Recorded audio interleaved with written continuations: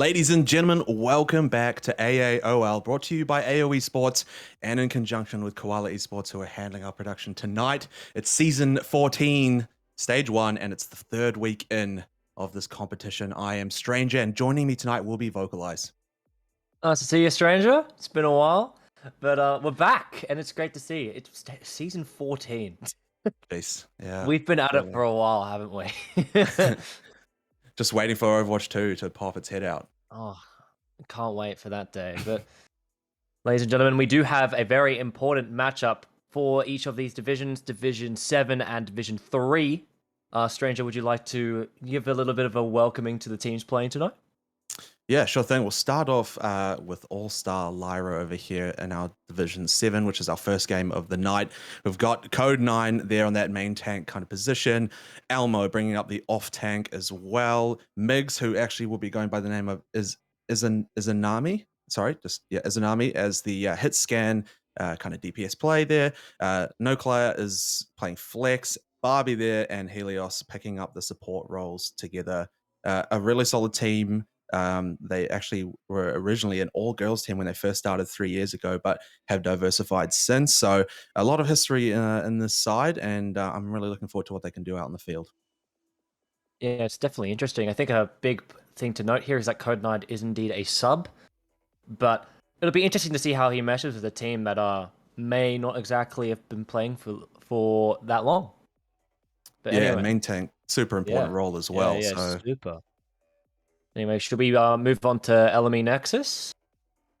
Yeah, so of course we got Captain Facepalm here with his off-tank Cyanide, Jim Kit and Jean putting in the DPS roles here, and then we have Mayonnaise Man and Dapper filling out the support here. Dapper with the Ana, Mayonnaise with the Mercy. I think the people of interest, I mean, everyone loves to see a bit of Jean in the action, don't they, stranger? It'll be interesting to go. I mean, this team used to be SU Armada, and they've been playing together for a year. So not exactly that much information to go off of, but from what I can gather here is that they're a tight unit, and it'll be a closely contested match. Yeah, I think looking at the kind of SR range, these two teams are pretty tight. They've both won one, lost one, I believe, in the past 2 weeks. So they're pretty much sitting level head on that regard. So this is going to be a bit of a show match to show, who's going to move up into that higher position on the rankings. Yeah, it's definitely all to play for here in Div 7. And I think this is going to be quite a crucial match, I think, to see who kind of comes out on top. Aren't they like two of the higher SR teams in the bracket? Seems like they're sitting around somewhere between around 500 kind of range. Yeah. Well, that's good then. I think it's about time to start heading in. So we should start talking about the maps tonight, Stranger, then. Yep, so first thing to note, best of 5 formats, standard stuff. We open up the night on Control Nepal, which will be the same for all of our matches here tonight. Then we move on to our hybrids, which will be Icon World, Kings Row. I mean, we can pretty much put money on what that's going to be. And then Escort bringing in our third map there with Watchpoint and Route 66. And then again, we move into Escort or Hybrid in the fourth, being whichever map is not played from the previous one. And then if we need to, then a control to end it out if we need it, and tiebreaker will be another control potentially on Oasis. Yeah, hopefully the stress won't build up to that point. Hopefully it doesn't go to best of 6, but it'll be super interesting to see. I mean, we've got both teams ready here, and I think we're just about ready to go on the pool. Yeah, interesting. Just looking at the map pool there, we've got 2 strong Reinhardt players here. So, I mean, I was joking before, but I do think Kings Row will probably pop its head there, and potentially Route 66 will probably win out Gibraltar in that regard too. I don't know how these guys fare on the monkey and that kind of thing. It's not clear yet, but if they're wanting to play into that Reinhardt, they'll be probably picking those 2, so we might be seeing a lot of that. Yeah, it'll definitely be an interesting battle. I mean, we always love to see a Ryan 1v1.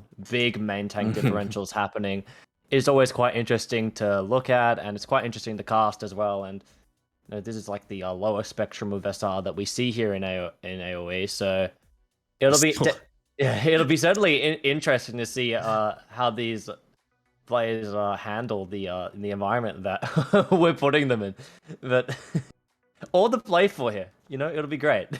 I mean, even the lowest divisions players are like absolutely miles above me in this game. So, I mean, you can't get bad Overwatch here in AOL. Yeah, it's all really good every single time I cast here. I know you're the same. Is that we definitely get to see some great moments and wonder plays and just overall just great just team play. And I think that's what this tournament's all about.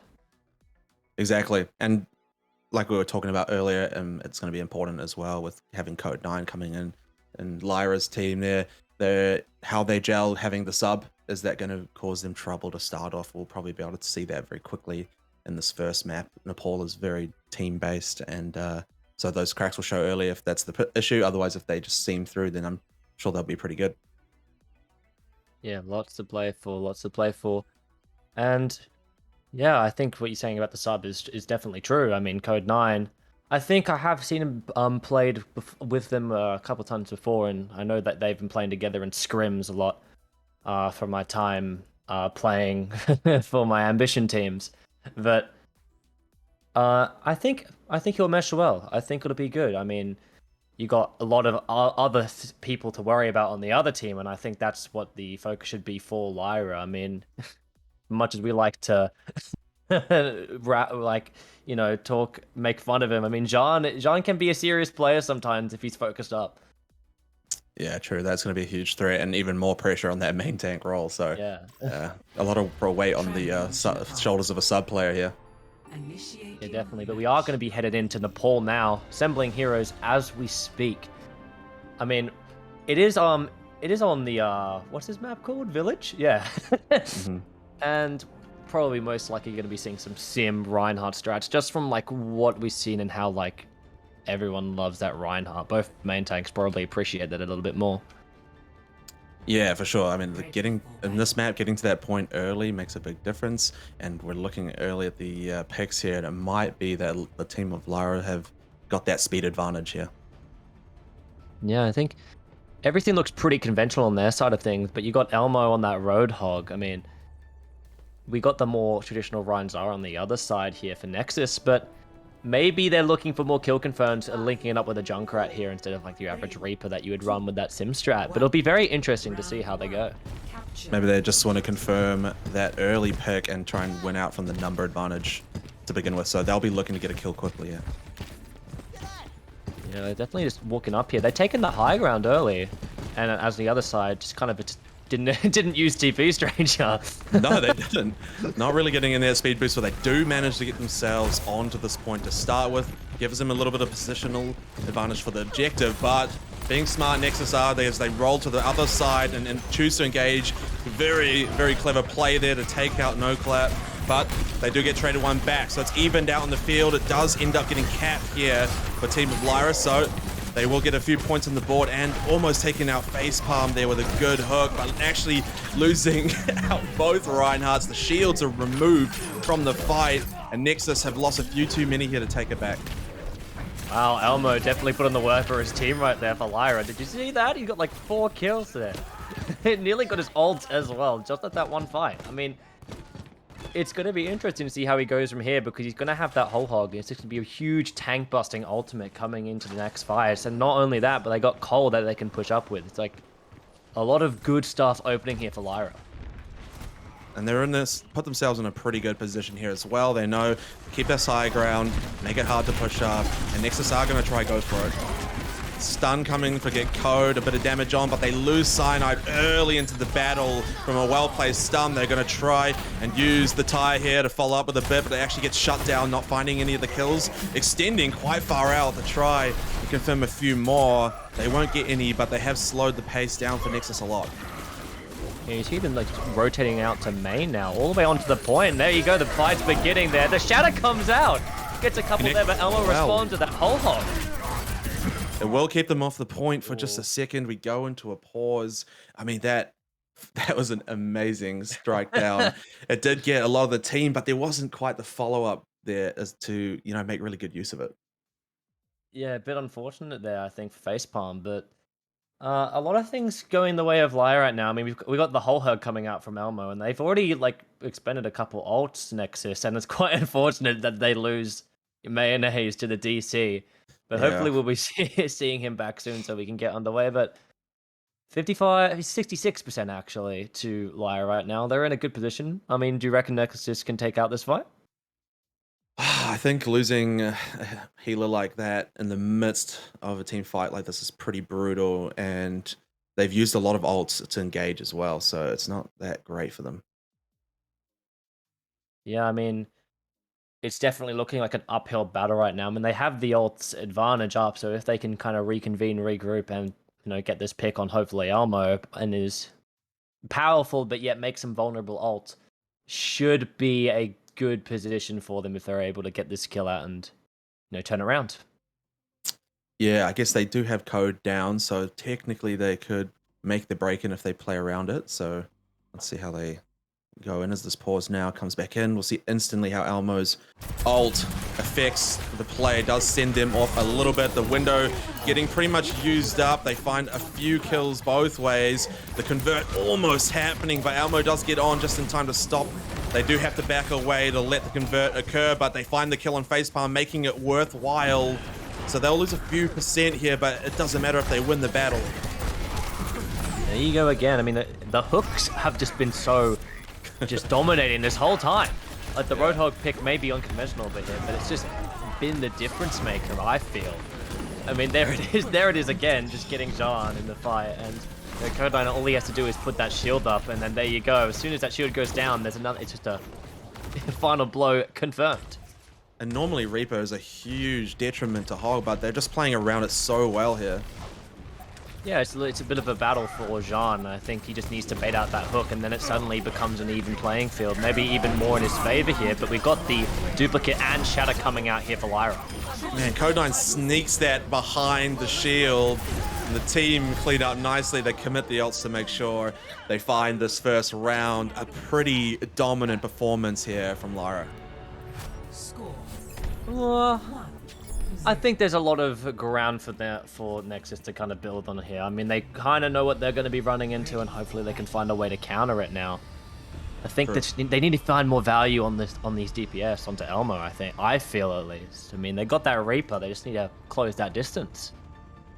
Yeah, they just need to find a way to keep him alive just that little bit longer so they can get the sustain going with the shotties. Yeah, I mean, we're going to be seeing a little bit of a change up here.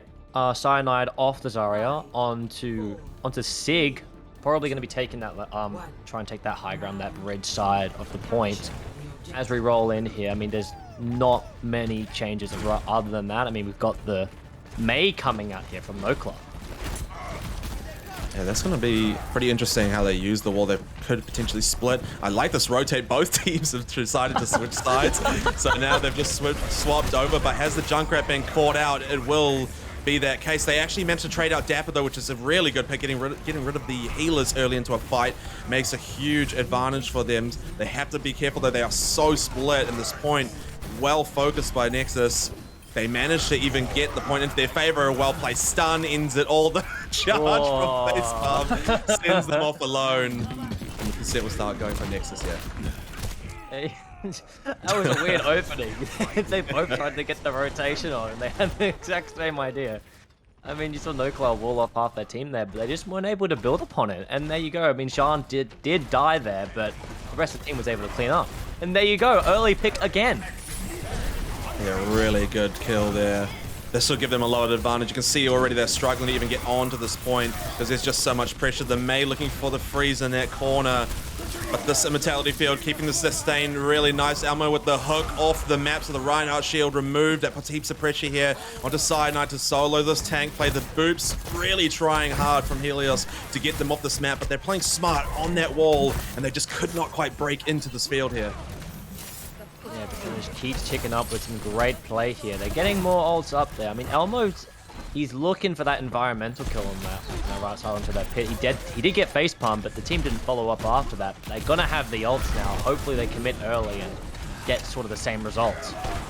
but the shatter comes out from Facepalm. Oh my god, what is going on? 5. Oh, they absolutely get the point from that. What a timing on that was impeccable.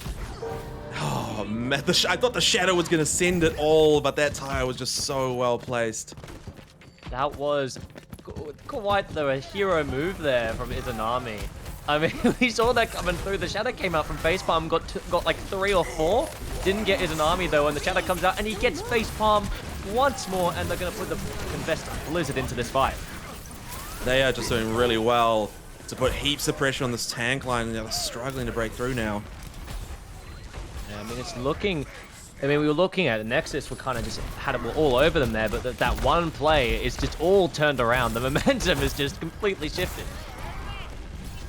They're getting a bit of momentum going here. If Nexus can stay grouped, they're playing nice and close, which is how they want to be. Give that Reaper a chance. The window coming up, but the wall blocks most of it. Shadow really put them at a bad pace there as well. And so Lyra will continue to stay strong here. Heavy ult investment there from Allstars Lyra. I mean, 4 there. Those support ults as well.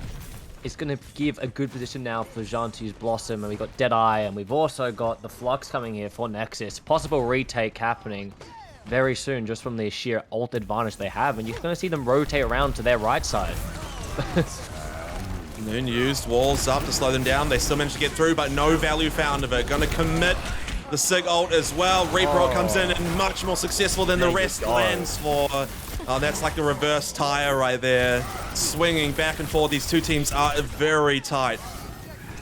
There's the play there. Press Q to win. It's just been happening right now with the 2 skill characters of the DPS line, it looks like. But here we're going to see another Riptide here. They're going to have to break this. There you go, Jean gets it done. Really well done there, and they're going to keep hold of this point. Another good shatter, but the follow-up, again, not there for them. So they miss out on a lot of potential as we roll into 19%. Lyra have to do something to get onto the play. 5% to go, so May knows they've got to commit. Has the wall to block them off, manages to almost get there. Oh, Helios misses it by a hair. And we tied up 1-1 here. Jim just one clip to May to stop them from getting onto the point. I don't think they expected that one. So that was quite the exciting play to think. And there you go. They find a way to play around this Roadhog, and it ended up working for them. And they're going to bring this now to a map, to the round 3 of this map. What to play for? Very even so far. We're seeing how massive impact these single ults can be, which is just showing how tight the two teams are playing. It's really hard to break through without the ults. So when those do come in and be effective, shows a huge momentum switch between the two sides. Yeah, we're going to see a little bit of a swap now for Allstars Lyra. A bit unconventional DPS lineup there. You got the Sombra Echo with a Moira and a Lucio. Going to be difficult to find them some heals here, but hopefully they've played around this comp a couple times before. Lyra doing well to get on early. They got to be super careful. Up comes that Immortality Field early into the fight, but it does net them the kill on Code 9, so you can see they instantly have to back out of there. A quick fight win for Nexus. Yeah, that was just really good there. They used they used Immo early, but it just allowed Facepalm to get open there and just start swinging. And then Jimkit was able to follow up on that really good work there from the damage. And there you go, Code 9 falls really early. And now Izanami falls, that's going to be a big stagger, loads of percent. Yeah, heaps of time burnt here, and they're just going to try build up ult charge slowly but surely on each other before they engage, but that'll give them at least 20 on the board. Yeah, it's looking really good for them right now. Well, we're going to have to hope another Elmo moment's going to happen here, because he's going to be going on the flank, and he's going to try and get this hook on to someone and just turn the fight in the favor of Lyra, but they're taking a lot of time to switch up their comps right now, Stranger. I guess they have to do this kind of stuff early. We can't afford to play that kind of thing later into the match, so... Yeah, you got the Pharmacy and the Echo now. 2 flying characters here, looking to get any value they can, but Jimkit again gets Code 9 and Facepalm goes straight in. They should have heaps of advantage here against Reaper, Junkrat. You cannot close the gap, so if they just play at range, they should be able to pick them, but they got to find those pickups, and it puts a lot of pressure on the tank line since they're pretty much all that can be engaged by the DPS now. Elmo's still looking for those hooks. to try and break their way in, and sees this tire comes on over, looking to take Code9 out that battle and just really swing it in favor of them again. The chase down on NoCla at the back, absolute brutality, but they bring Code9 back into this fight with the res. Smart player with the shatter, absolutely destroys their face. Izanami with a great barrage from the side as Elmo bringing in an ult as well to really put the pressure on. They have to try and take the point, but they end up losing it, and that's a lot of ults to actually not get the point in the end. Oh my. That's all I gotta say. And the ult invested. Okay, the duplicate comes out on the right side from NoCla. Beat as well. Oh my goodness, the chaos. Okay, and then the Riptide comes out and kills Dapper as well. Code9 is back in the fight, and he's already died twice in this fight. NoCla gets another kill. And now it's falling into overtime right now. The Blossom comes out from Jean. He gets a one. Oh my goodness, what is going on? And he gets rezzed again. Big shadow from Code9. The Savior comes in and he gets able to cap the point. Oh my goodness. What Beautiful. That was constant ult use. One after the other. Everyone had a go. But in the end, Lyra managed to come out on top, but it was still pretty scrappy. I'm just lost for words, man. I thought that fight would be over so much earlier. Somehow they were able to turn it around in overtime. I think it's good work, but now they're gonna have to deal with a double hit scan here on the side of Nexus. I like this Nexus adapting to it. Window comes up, which puts a lot of pressure on the push for Nexus. They actually managed to get a couple kills here, Lyra, so this is going to be a hard take. Cyanide trying to do what they can, but it's 2v1 on the tank line. Unless this Cassidy from Jean can really find some good stuns, they do look for the flank, but heaps of push from... Oh, it managed to hit the shot, though, so they could be in this still. They have to be really careful. The Pharaoh's still in the game as well. They just are kind of scrappy. They probably want to back out and regroup here. It's just complete chaos happening right now, Stranger. I don't know. It's quite difficult to to look at right now because there's just ult flying left, right, and center and plays all over the place. We got Elmo now falling in whole hog. That's not going to be good for them. Izanami now with the barrage gets killed by Jean. It's looking like it's going in the favor of Nexus. Press Q and die seems to be the current moment. They have 99 here, the zoning ult. So this overtime is going to burn away, and there's no one even close to stop it. Really well played early on. In the end, they had to win the one fight to take it, and they'll find themselves this first map because of it. Wow. Okay. I think a lot happened there. Here we go. We get the 5k junk tie here on this on the second map. Just what happened here? Okay, they pushed through, and then okay. Timing, position. The timing was great, but didn't manage to get shattered because of the positioning, and that gave him everything he needed. I think just for that one, the adjustment needed to be made sooner for Lyra to adapt to what they did. They got the double hit scan out, and that was all she wrote from there. I mean, just countering both their DPS with that lineup is enough of a disadvantage in itself. But there you go. LME Nexus takes the first map. And we're going to be waiting for Allstars Lyra to inevitably pick King's Row. I mean, from the characters we saw, it makes sense, right? Yeah. It makes sense completely. Well, they have picked it. It is cool. It is cool to see that both sides are on the DPS side, at least, are quite flexible here. Like they've seen the switch ups from both of them to counter each other. Big counter plays as well. Like both of them fully committing to a counter pick. So. Flexibility of DPS is really good to see from both teams. Yeah, definitely. I mean, we saw Jimkit and Jean kind of swapping on and off that hit scan role. We saw them both play hit scan at some point, and both of them played Proj at one point, which is really good to see. I mean, having that adaptability is great. And on the other side as well, we had both of them play Izanami and NoCla play fly characters, and then went from like Symmetra Cassidy, Symmetra Reaper. So it's great to see all around. I mean, the adaptability for these DPS right now, and I think what the highlight of the show has been right now is the duel between Facepalm and Code9 on this main tank.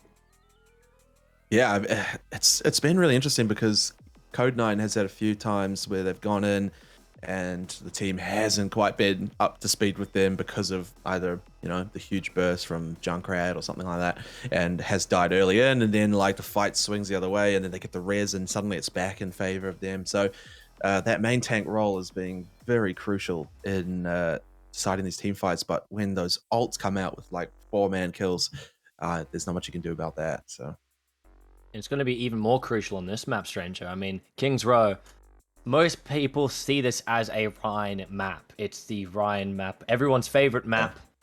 A lot of main tank differentials have happened here. I don't see many people in the low divisions running these crazy comps that people run normally, like, you know, double bubble, and I saw I saw a double shield played the other day. But it'll be interesting seeing how these Rhines adapt to the new environment and how they do on King's Row. Maybe it's a more suited environment to their playstyles. Well, I think particularly Nexus were playing that junk really well, which in this kind of map where there's a lot of chokeholds, junk could be super effective. We haven't really seen any sniper play, so both teams could be showing some of that off here in the early start. That's always quite a notorious play to begin with here. So still a lot to be seen from both sides. Certainly going to be interesting. And here we're going to get a first look at their hero selection right now. And on the attacking side, they're running something pretty similar. The Lyra, they got the Pharmacy back once more here. We're waiting for NoClar to pick, hopefully, the Widowmaker, because that'd be interesting to see. Yeah. And on the other side, a little bit different. They got the Mei and the Hanzo this time around. So they're going to be looking for the walls here on this statue. Super important to their playstyle right now, and I think it'll be really good to get those tanks catched in those walls. Yeah, especially with the Hanzo, they can just burn through that Rhine shield for Code 9 when they get up to that choke point. So they have an idea. Let's see if they can execute it the way that they want to. The little meeting under the statue, the old classic, to start the matchup here. Yeah, they are going to come out here. I mean, we're waiting to see the Pharmacy peep up right now. Yeah, they took a little bit of time. NoClar is on the Cassidy as well, and they're just pushing through calmly here and just giving their Pharah the space that they need right now. The wall comes out on Code 9, and there they go, Helios as well. Perfect start. We even had Cyanide on the flank there, adding a little bit extra damage output to the other side of the wall to keep them busy while they're at it too. So great start to the match here, slowed them down and earned a little bit of time. Yeah, definitely a good start here. We're going to see NoClar on the Widowmaker right now, looking to get some pot shots in. Oh, are you kidding me, Jim? Unbelievable. That's how you get him off Widow fast. That's incredible. Code 9 trying to push once again. They do have a couple of their back, but there is, again, that looming fear of the wall. It comes up to split both tanks. They manage to get their heals back over from Helios, who actually ends up getting taken out because of it. And the rest of the team just aren't there to supply any extra to it. NoClar bringing out the wall as well now with this Mei, so maybe there could be a bit of back and forth with the trapping. I think Jean's walls have just been perfect so far. I mean, he's definitely had a lot of experience playing here. I mean, he's definitely very accustomed to playing Mei on this map, and now it looks like he's just in full motion right now. He's walling off Code 9 every single time he's pushed past so far. Wall comes out from NoClar, but he gets no doubt about it. And there you go again. Jean getting Code 9 again. Does go down to the barrage, though. Cyanide's just having their little fight with the Hog on the corner. The rest of the team have done fantastic, so this Hog is now just in behind enemy lines alone. They will get the kill on Cyanide, but now the rest of the team have got wise to it, so he'll get trickled out. But at least they got that tank, I guess. We saw a link-up play between Dapper and Facepalm to clean up the rest of the fight. You got the Window Fire Strike picking up 2 extra kills there after Facepalm already killed Code 9. And they're just playing they seem really well accustomed to playing on this map right now. Just overall really good stuff here, and we're going to see Jean go for it again. Has Blizzard this time. Wall a bit far that time around.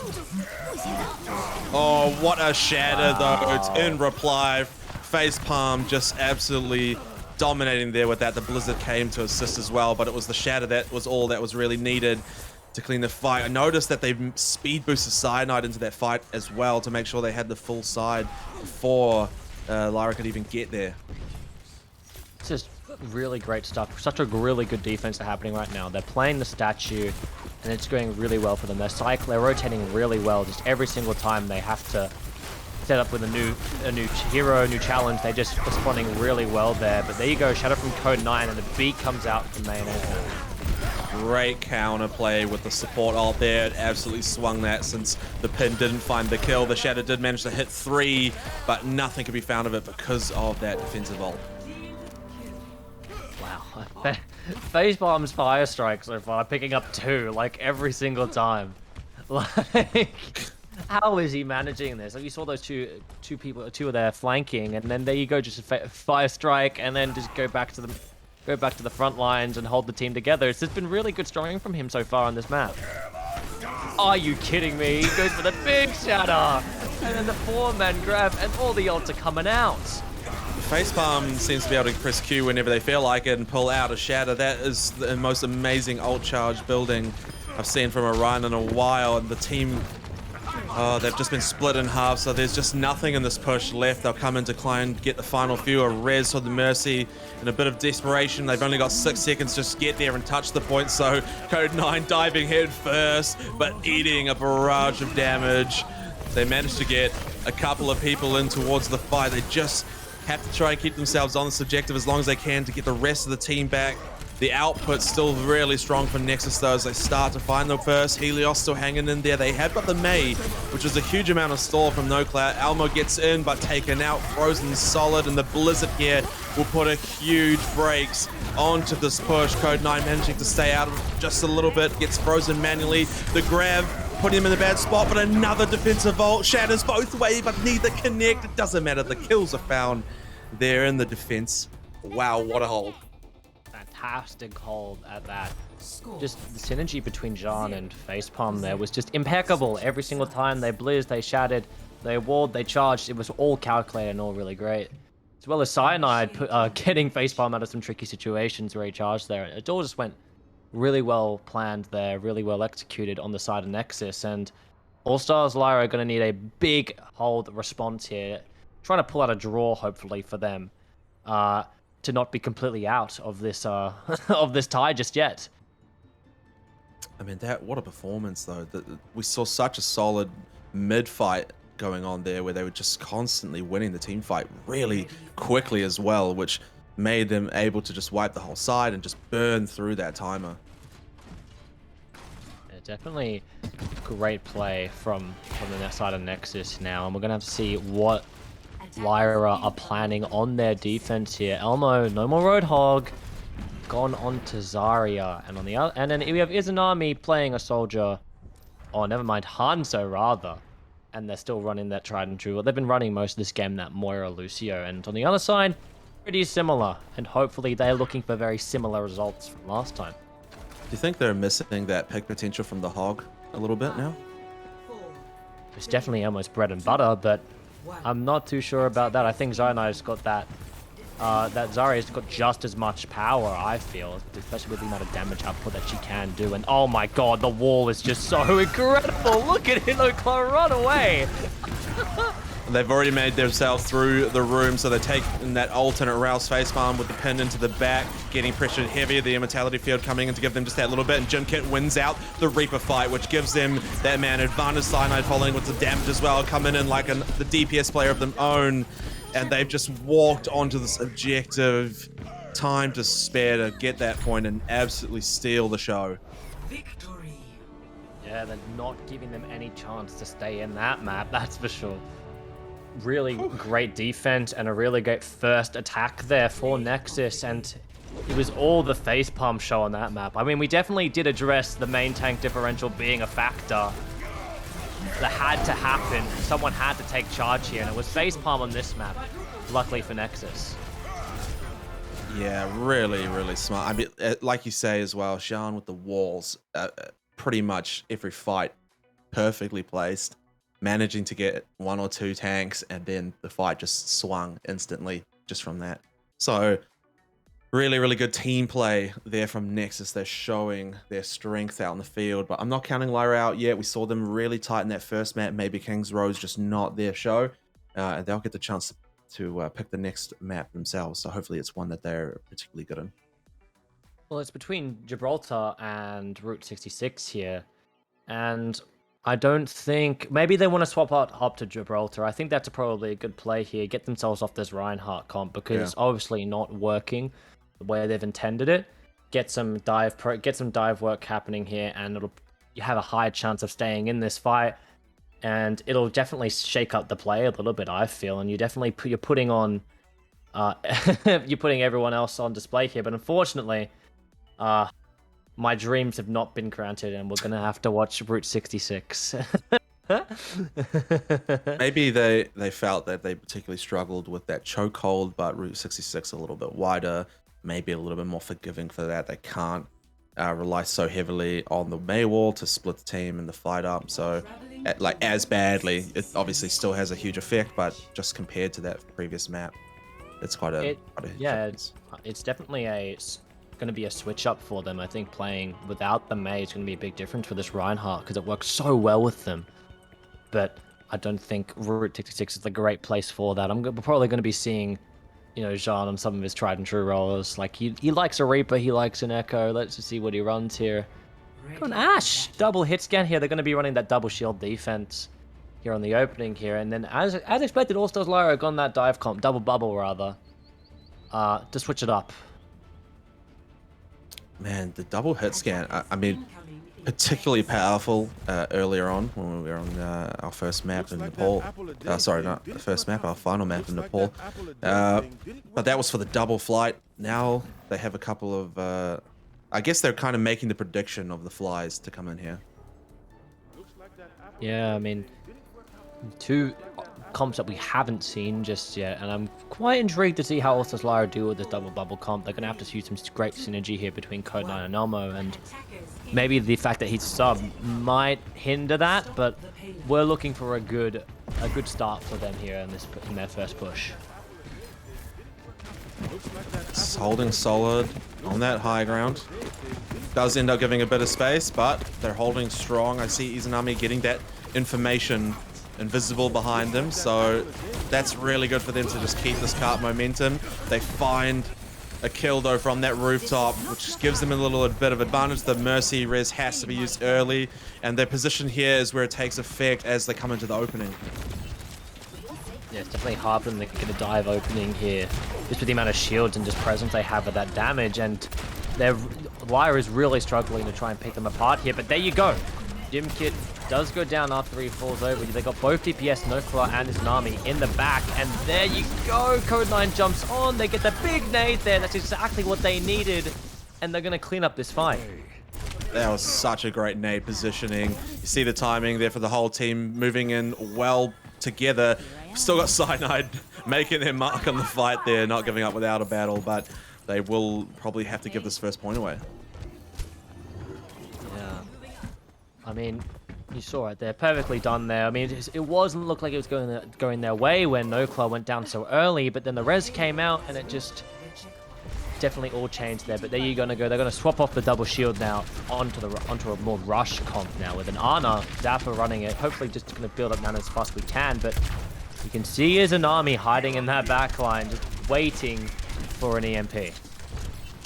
Yeah, especially with Code9 being jumping on their backline with Izanami, they could definitely burn through that Ana quickly. So it's going to be about hitting the right targets here as they push into this attack. He's playing with a stealth mode, and Jimkit's just is firing down the stealth here. He doesn't notice Nokla in the back. They hack facepalm. The nano boost comes out onto Code9 real early. Trying to keep that aggression going. They get antied, so popping out as well. Noon coming in from behind. Jimkit managed to get the Mercy, which is a key target, but the rest of the team are getting raged to death at the back there. Monkey just putting on a show for us, and they clean up the whole side. Momentum has definitely shifted now, Stranger. I mean, we've definitely talked about how the dive might be working in their favor, and it certainly has so far. They haven't been able to keep up with it. Code9 does get pinned there from facepalm.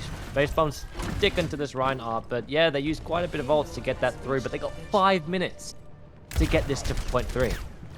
So much time to just play around with ults and push that up slowly but surely. We can see that right now, Nexus really trying to keep that momentum. No Cloud with the ult to come here and clone someone could be pretty effective though.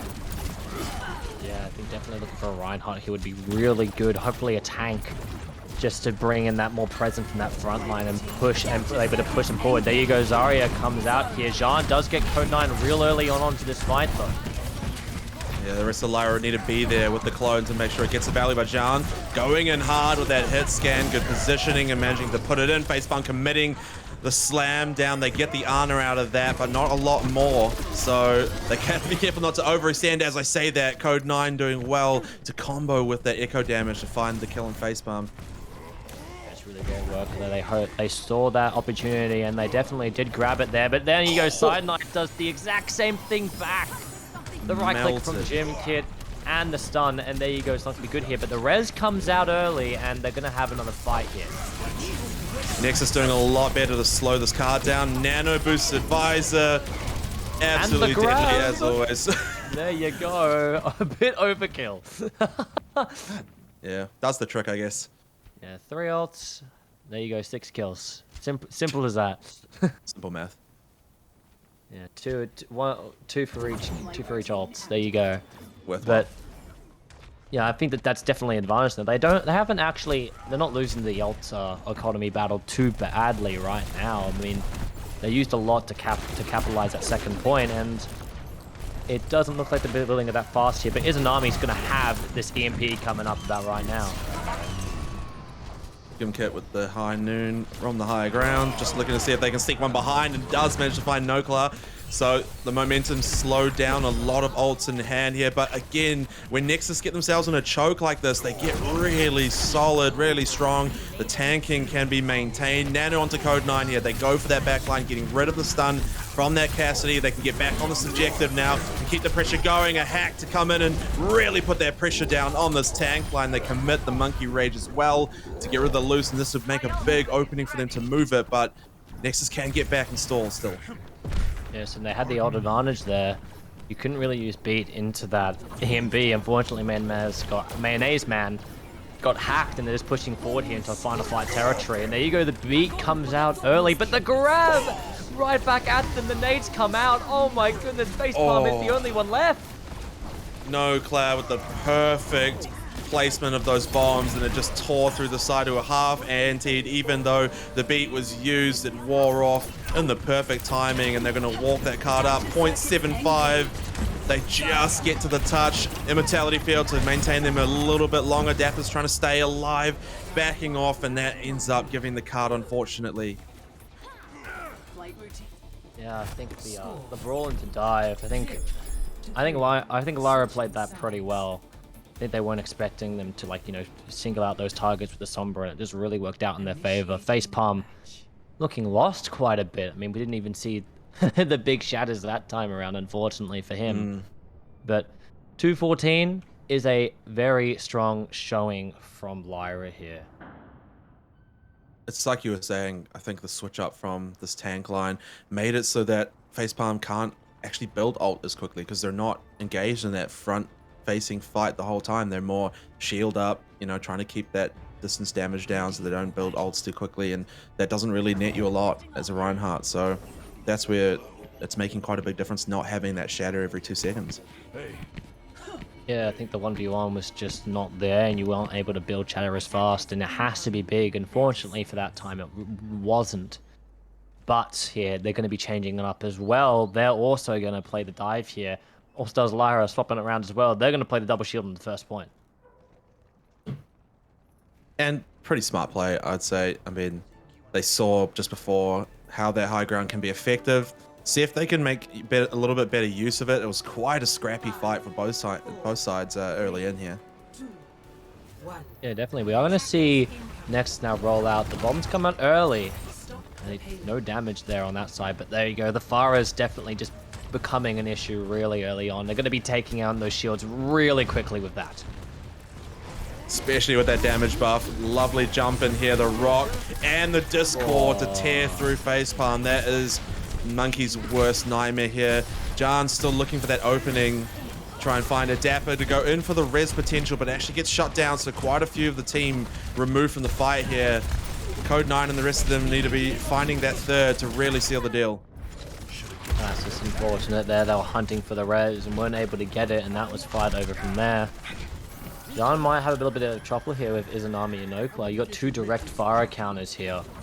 Just on top of Jan. He's going to have to get some massive value here, breaking shields and getting these final blows, or we're going to have to see a swap off. And there you go, the dive straight in from Facepalm. He's going to get discorded again. He's able to live that time around.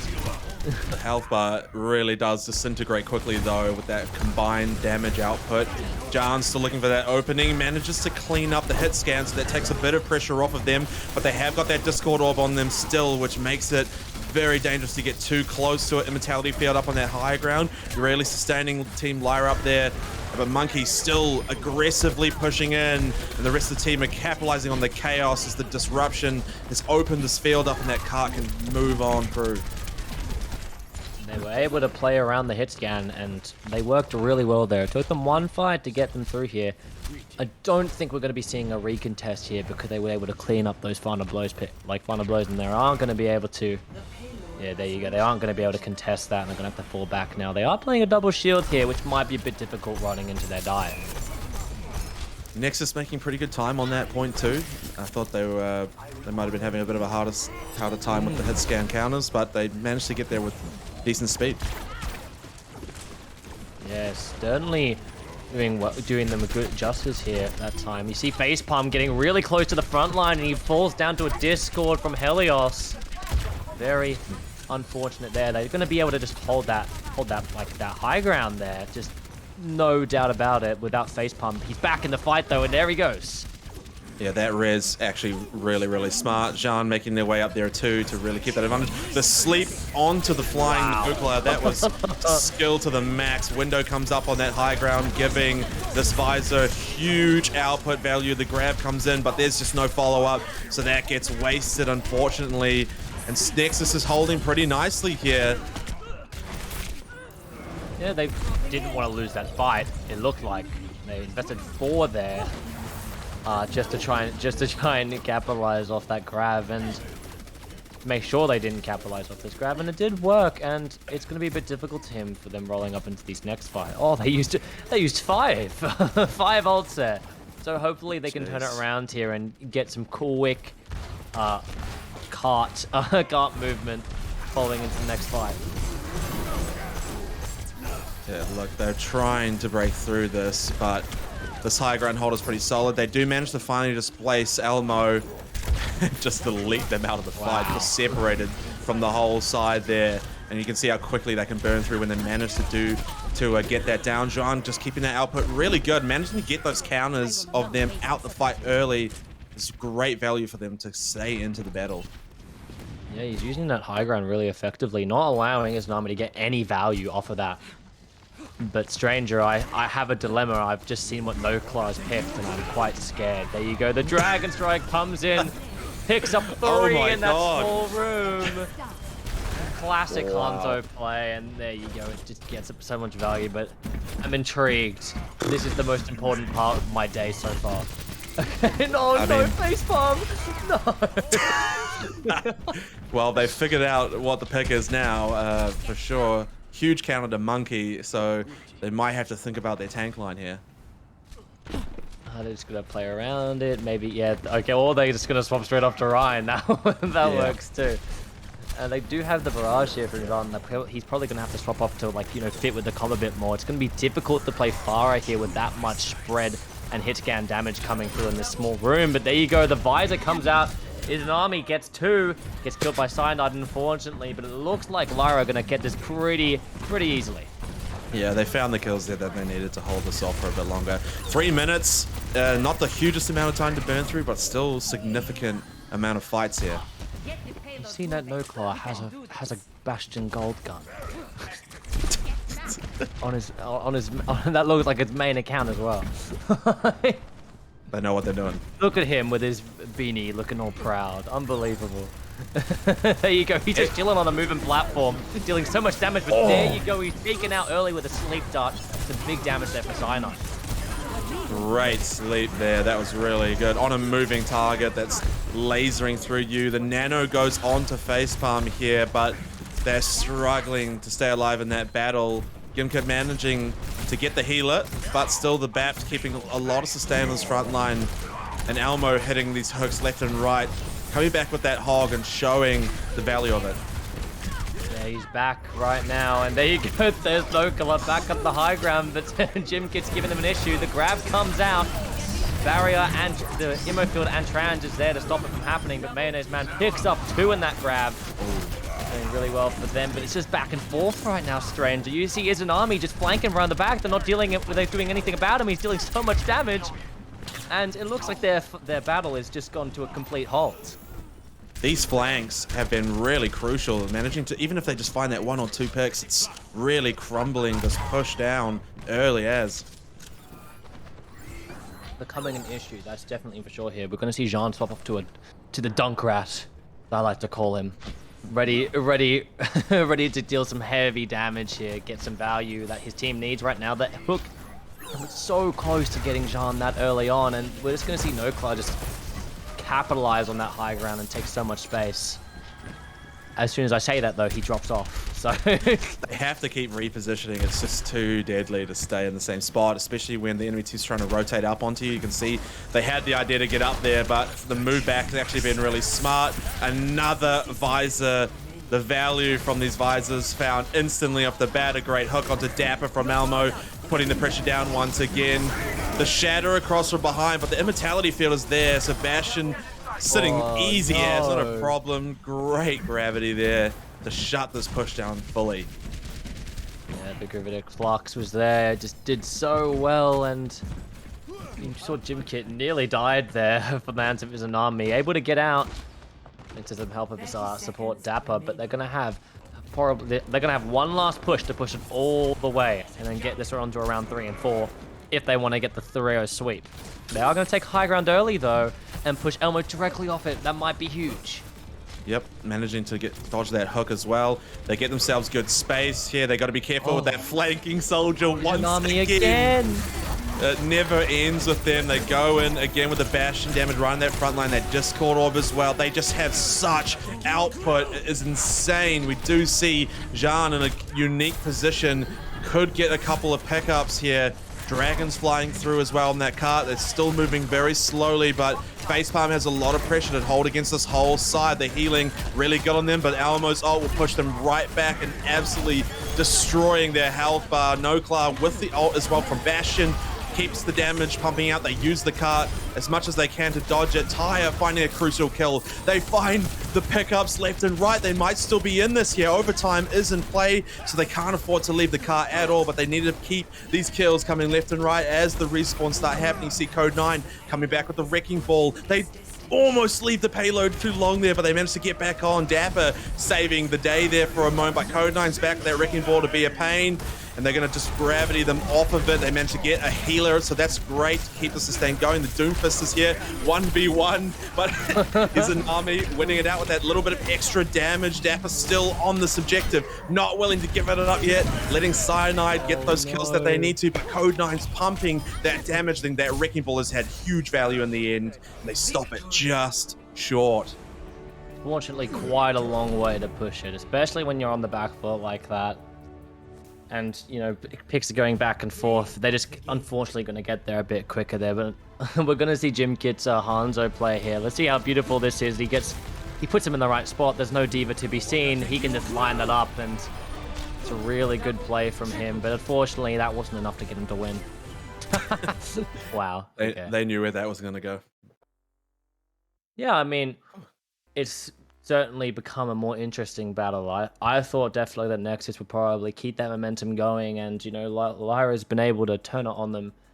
And we're going to be seeing one of two maps, different map types, rather, here. We're going to be seeing Eichenwald, the hybrid map, or Jib. So, what do we think about that? So who's going to be picking? Nexus get to choose the map type, so I guess I don't need to make a prediction since they've already chosen Eichenwald here, which is, I think, a good pick for them. They were really good on those point maps earlier on, and so, you know, having the hybrid early with the point, they could show a strong showing it early and not even let them get to Streets phase, so that might be what they're planning here.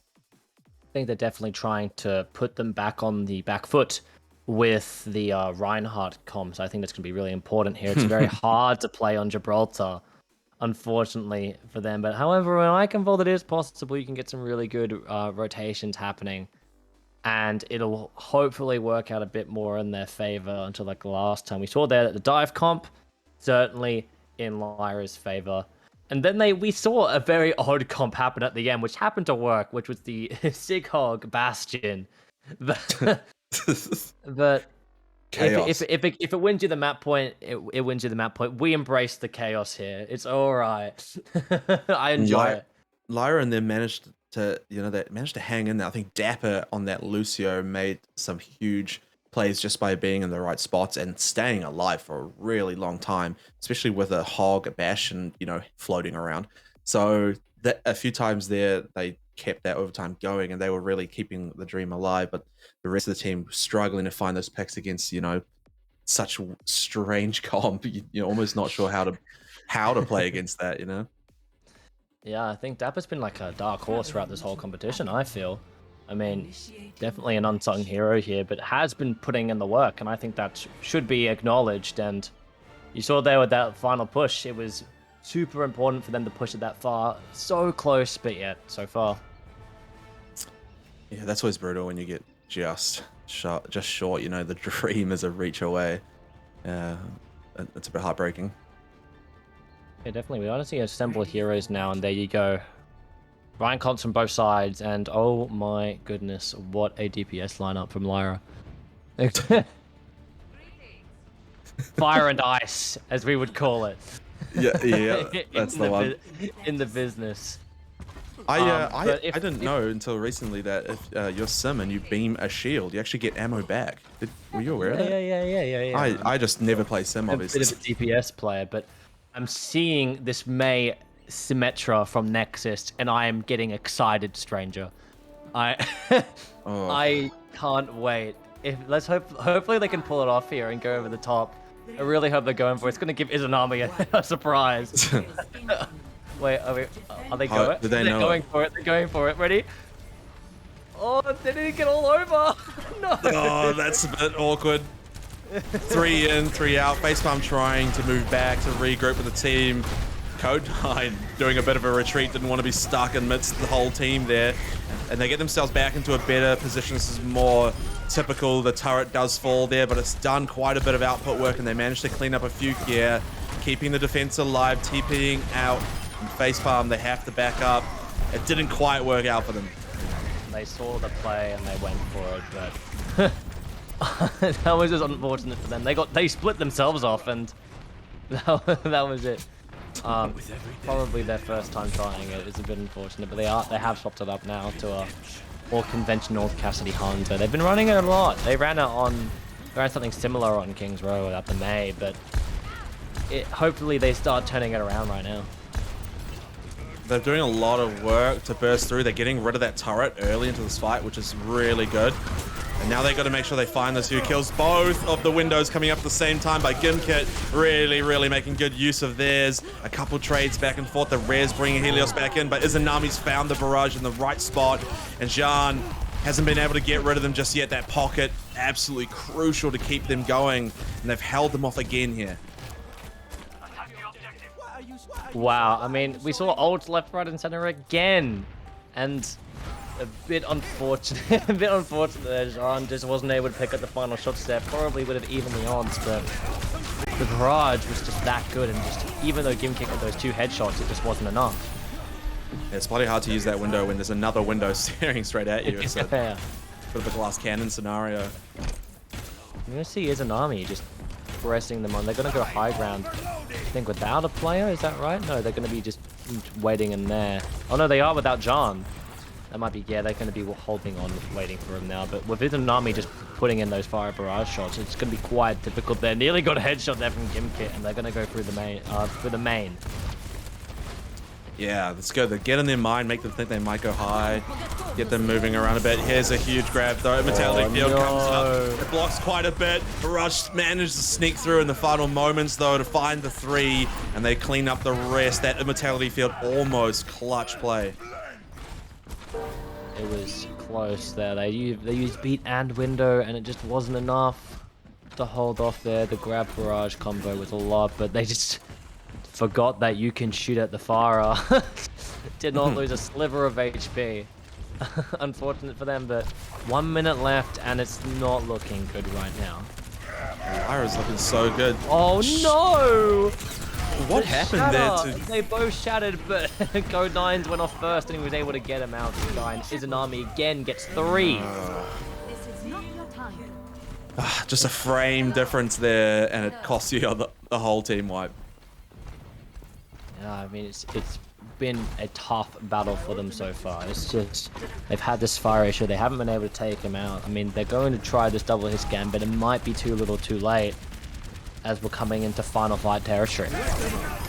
Another great window, the speed boost across it, so they almost get away, but that damage output here from Lyra is just so good. A grab to try and get the team away, but there's Code9 coming in with the sweep from the side. Another barrage was that. In the end, Gimkit managing to get the kill out of them, but it's a cleanup on this objective. 11 seconds and not a tick has been found. An absolute showing here on the defensive side, and now they have to try get on here. Facepalm on the objective to keep that overtime in play. Gets pulled at the last second, and now it's just a desperate dive to get on. They get the Diva there, but Cyanide in baby form isn't going to be killing 6 people, and so that timer will fade away here. That is quite the turnaround. The momentum's completely shifted here, and Lyra are setting themselves up really nicely to put this into a map 5 situation where winner takes all. And it's, I can't believe how hard this momentum has shifted. This is, it's like they've just swapped sides. It's like they're just completely, it's not like they were much closer earlier on in the night. I think they're starting to figure each other out a little bit, and finding some cracks in each other's play and really abusing that. And then then the other has to try and, you know, adapt to that, and it's a bit of a back and forth with that kind of thing going on. Certainly a back and forth here, I think.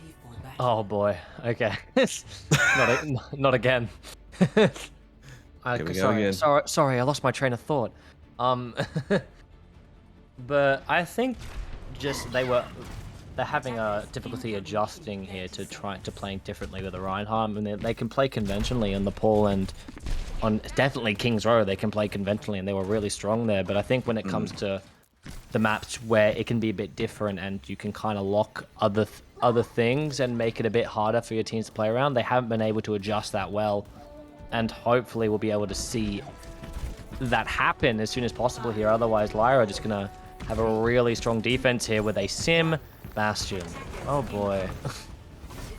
All right, this is either gonna go really well or really badly.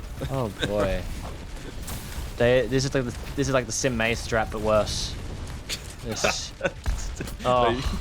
That would be quite interesting if they had tried that. John knows that they're going to have to be really careful. The hit scan can hurt a lot. They get us set up properly. Great Telly. They're going to go back and forth. But the sleep, they predicted it up. Gimkit sealed the deal on the kill. And now they've got such reduced damage. The team need to be smart about positioning. How is that even physically possible? What the hell? How did he do that? we just started. You can't do that. How did he do that? That was crazy. That was like a 45-second barrage and get the triple kill. Jean putting in the work. That was, wow. Okay. He's definitely made the switch up here. He was having a rough time playing into that Farah on the Cassidy, but he nearly gets the 2 final blows there and direct hits, and doesn't take out Izanami just yet, but he's putting his team in a really good position there, and Facepalm takes out Izanami with a fire strike. John doing such massive work on a key fill of that turret. A great shatter from Facepalm. The team following up with it as well. Looks like Code will get the kill out in the end, but the rest of the team is not there to assist them, so Jean will clean that out. Helios on the objective, they're gone as well, and this will be continued to be held. The res brings Facepalm back in. They're saying the dream is possible, I feel. They're not letting them take this to a map 5 without a fight. Not a winner takes all map 5 at least. And I think that's really good for them, but uh-oh. Do you see this Torbjorn? No Clark. Uh-oh. Uh-oh, he's in the back line, and that's a big stacker. But Facepalm goes down. Uh-oh, that's not good. Code9 doing work to take out the Ryan shield. Now they get the beat drop as well for the sustain. That high ground visor been burnt through. They've got the window up here. Can they use it? But the barrage from behind, Jan comes in hot. The Lucio managing to get the pick up there. Helios playing well with that support. They've got to try and get this last few though off the objective. It's nearly that tick. So close, you can taste that victory. This whole hog could get them off the point. It sends them away. Facepalm managed to sneak back on. Dapper once again trying to keep the dream alive. Cyanide there with the defense matrix, but there's just so many players. It's hard to even keep yourself going. Jahan has to boost away to survive, and Lyra will take it out in the end. Oh my, that was so tense. I mean, you saw that John was able to get a triple kill, but it just wasn't enough. It just kept Elmo and Helios alive, which is like the two people that you don't want to stay alive in a 2v2 situation. You're gonna see there's an army just unloading on them from above. That immortality field kept them going for like an extra 2 or 3 seconds. Like it was barraging people with 20 health for a few seconds there. But there we go, map 5 Omitment right now. All to play for, 2 all in the series, and it's gonna be no doubt about it, Lijiang Tower. Look, one of my favorite maps and a extremely balanced one. Of course, Nexus took out our first control right at the beginning of the poll. Maybe they'll be looking here to have, advantage again with that kind of traditional play like we are just talking about.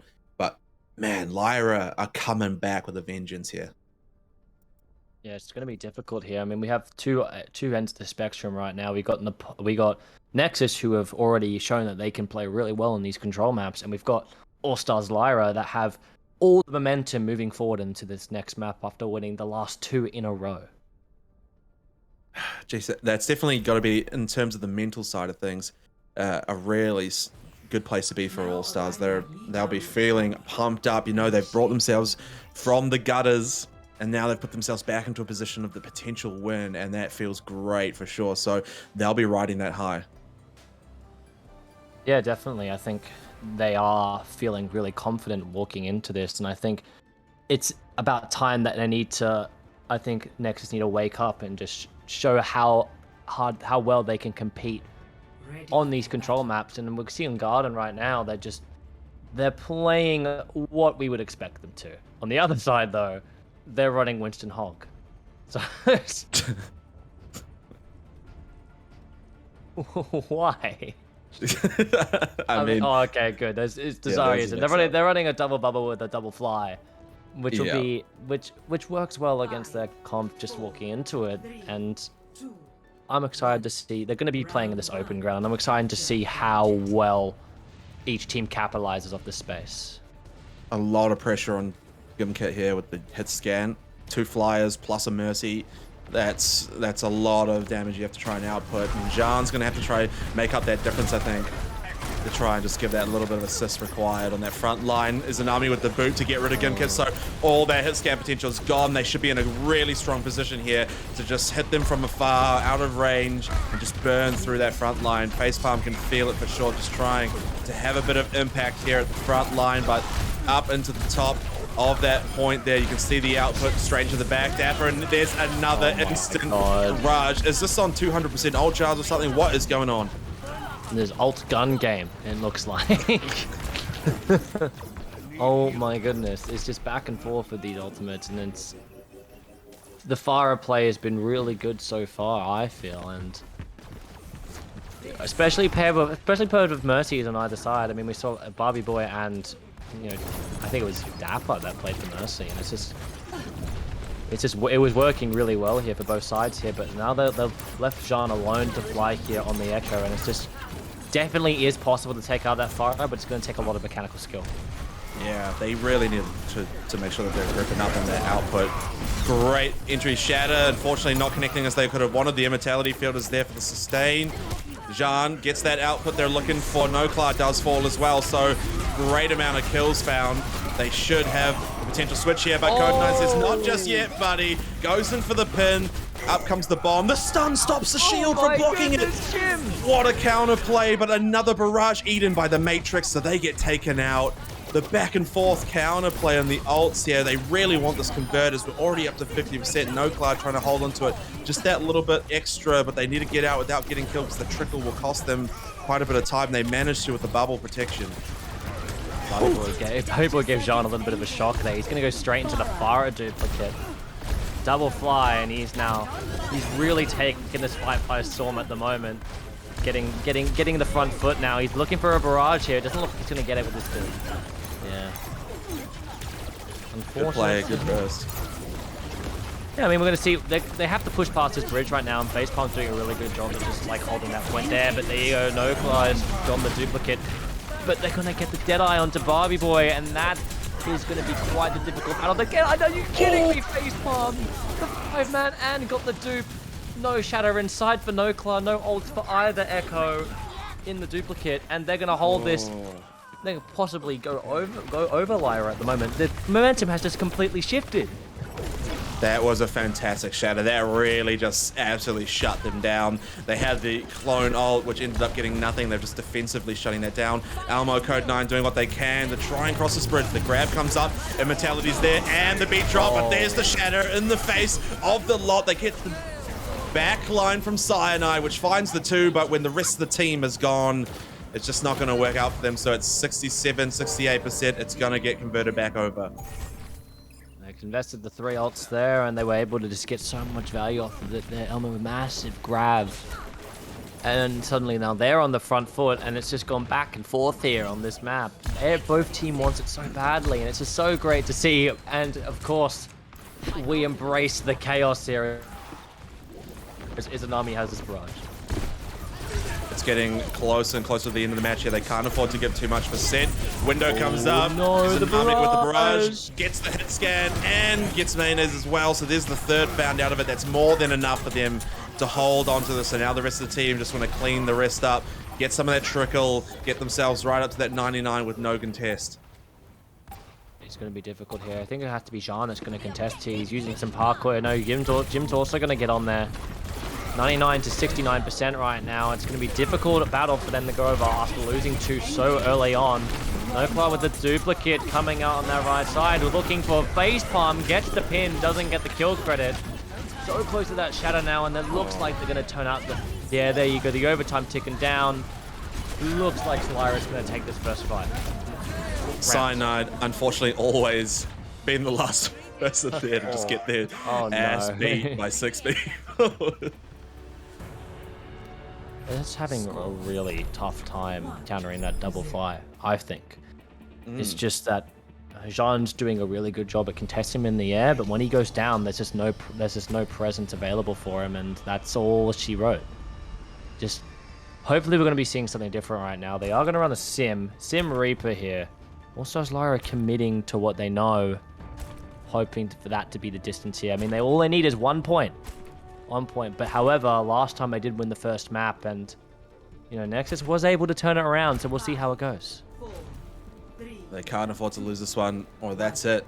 The night will be done. So it's all or nothing really for them going forward, and there's still again going to be so much pressure on Jean there with that hit scan. They will get themselves to this point early because of the sim, but now they got to try and make that sim work with these flyers, and that's going to be a hard ask. But at least they have this point objective to keep the pressure on. It makes it a bit hard for their front line. Code9 really looking for that opening. Has the support at the back to keep them going. Good fire strikes through for that chip damage, but the flyers will be coming up behind them shortly. And they have to be super careful about positioning. There's Jean making their impact with that hit scan, getting rid of Izanami. And that actually removes a lot of DPS pressure from the fight. You see NoCloud can't quite break in themselves from the side. And they're just stuck here at this doorway. Jean doing such a good job to take care of Izanami so early on onto that fight, and it's going to force Lyra back.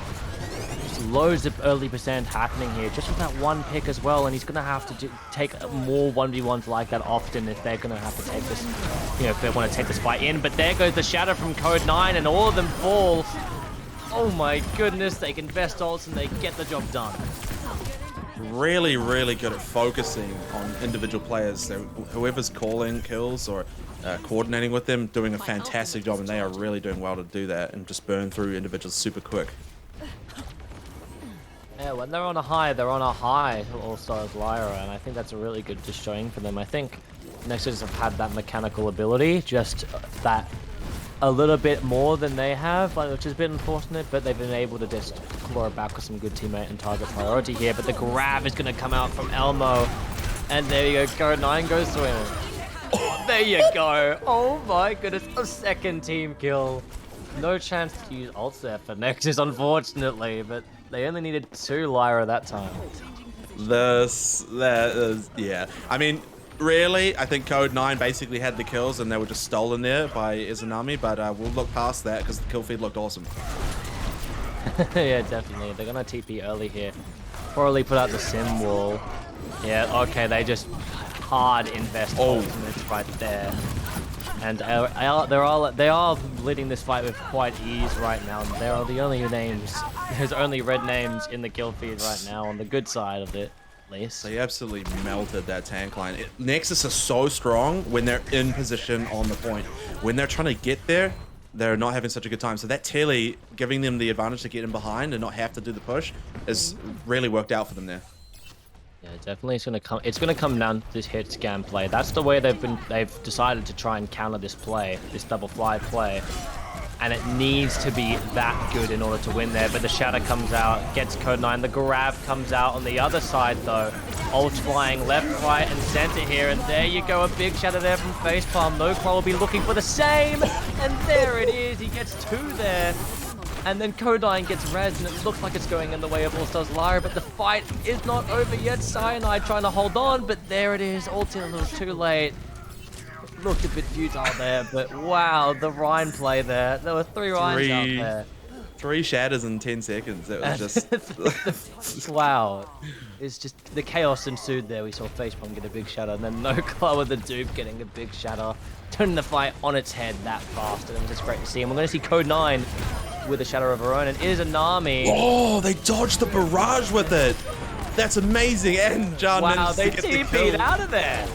Oh, fantastic. Well. That is 95%. The grab comes out. Izanami gets rid of Jean, though. It's going to have to be a big ask to get them off this overtime push here. There you go. Jim Kid gets him, and wow. That TP won them that round. They absolutely would have got melted, and instead they win the point. That is play of the night so far, for sure. Yeah, definitely. Now it's all to play for. One round to rule them all, if you will. One round, and everything is going to be on the line here. They're not going to play the fly comp because I think they're a bit flustered after that one, and they're going to play something more conventional here. But Jim Kit with the Symmetra, Mayonnaise on the Lucio is going to be able to push them a bit further ahead in the speed just because of their team cons, but they're going to be looking for some big damage here with Elmo and Izanami on the Hog Junkrat duo. Man, the pressure of this single map is immense. Whoever does this wins it all the whole night, coming down to a single map. And it is on. Facepalm wants to get aggressive. The rest of the team got to be there to back them up because that corridor is brutal if you're stuck out alone. A bit of backlining from the DPS. Facepalm managing to get saved. Immortality comes out there. Izanami is right there to just absolutely demolish Lucio. So they've lost that bit of healing, and the rest of the team are doing fantastic. Another pick, Elmo, really sealing the deal for them. They should have this point here as they walk over the rest of them. They just have that man advantage. That hook was incredible. just yoinked it, just went fishing, just got him in the perfect position, and there you go, get John now as well. A bit unfortunate, they had the speed advantage, but Mayonnaise Man just went down so early and they couldn't do anything about it. And we can see Elmo on that right side looking for an environmental. Doesn't get it. And we're going to see now Nexus push in here with the Rip Tire available to them. Izanami has been flanking all night, and it's been so fantastic. Both tires are out and about. They got each other here. Jukit falls down to Elmo with a good hook there. Coalescence comes out too, but Jean's able to pick up Code9. It's going all the way over the place now, and the beat's been committed to this 4v5. Looking for a big difference here, looking for some hope. Not looking like they're going to get it, but Jean picks up another kill, and they're going to have to back out. These fights are super even, but they're going back and forth. But while that's happening, Obviously, All-Star Lyra just eating up that percent, so they're having a great time. They know Nexus that they have to make a move here and get on. The grab puts them in, a great beat drop to counter the play. They need to find some picks. The Shadow's blocked out from Facepalm, so really good tanking there from Code9, who gets pinned and doesn't quite have enough to sustain through. Jean managing to pick up a finisher as well after death, which just gives them that extra bit of damage output. Elmo wants to clear them away, but gets killed mid-ult. The hack is there, but where's the follow-up? The team just not able to really do too much with it. That is going to be huge. Losing EMP like that, they're not going to be able to get massive value like that once more here. It's just going to be easy percentage happening here. Jean now, another Riptire out. He's just going to follow through on the right side here. And probably not going to get value because they backed out here, but like, wow. So much. The chaos has ensued here, all to play for, and neither team is letting up here on the final map of the night. Nexus have been a lot stronger on the defensive as well, so this is going to be hard for All-Star Lyra to break through unless Elmo hits an amazing hook. The bubble coming in to save them. Emo's there as well for the sustain, so the tire not having the value that they could have wanted either. Code9 really wanting to get in as Nexus make that percent up. And the grab, they are just held together. The stun keeping them at bay. The tanks managing to live through that. As I say that, they get melted into oblivion, and that means Nexus will just absolutely take over the percent point here. A complete flip on this final map. Some of the final blows there, and wow, they can't believe they were able to shut them out so well. The ults came out, the call, but the grab was just that good, and they were able to pick it up so well. Quite an incredible display. We're going to see Jean get another Riptire, hopefully looking for something good here. Finally, there you go. He picks up one here in the early stages, and that is going to be massive. But the shout out from Code9 you'll ever see, and that'll be the turnaround of a lifetime. Wow, I thought they were a bit out of it there, but they've managed to claw their way back in with another fantastic shatter. Gimkit going to get themselves taken out really late, so that timing is not going to be great, but we're really going to come down to the final 90% between both sides. This is neck and neck. This should also... There should be a massive play here. Facepalm shattered as well in that fight, and that's gonna be a big issue here because they're not gonna be able to get a 6-man of his own there to turn the tide, and they're gonna have to go right now with the limited ults that they have. They got the beat out, and that'll be hopefully enough here. The Riptire comes out, beats from both sides. Not gonna get able anything with it as Jean picks up Izanami, and the charge comes out, but so does the whole hog. Which outlet by the center of Gimkit with the double Deadeye. Are you kidding me? 99% now, but it's not looking like they're going to be able to hold that as Code9 is traveling to the point on his own. He got picked up way too early in that other battle. The blast through for Barbie.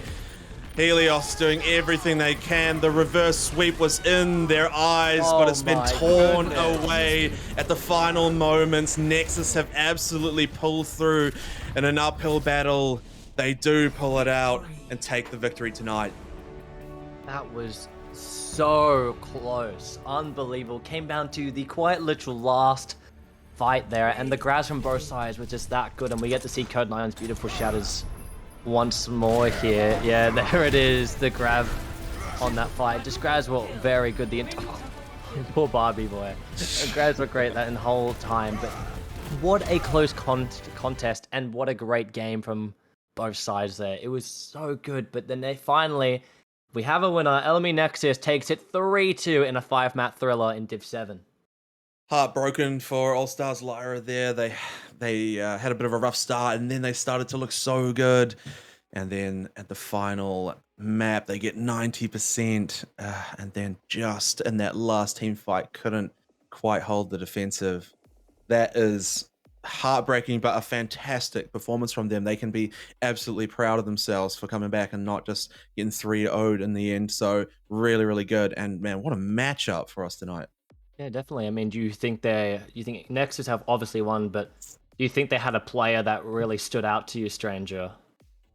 Oh, that's a tough one. I mean, I had originally was going to say really early on that Facepalm was tanking at an incredible way, but I actually have to say I think the DPS kind of had a lot of plays there. Jean probably just edging out Gimkit with output and just tore through a lot of massive ults that swung full fights on their own. So in this time, I'm going to give it to Jean, I think.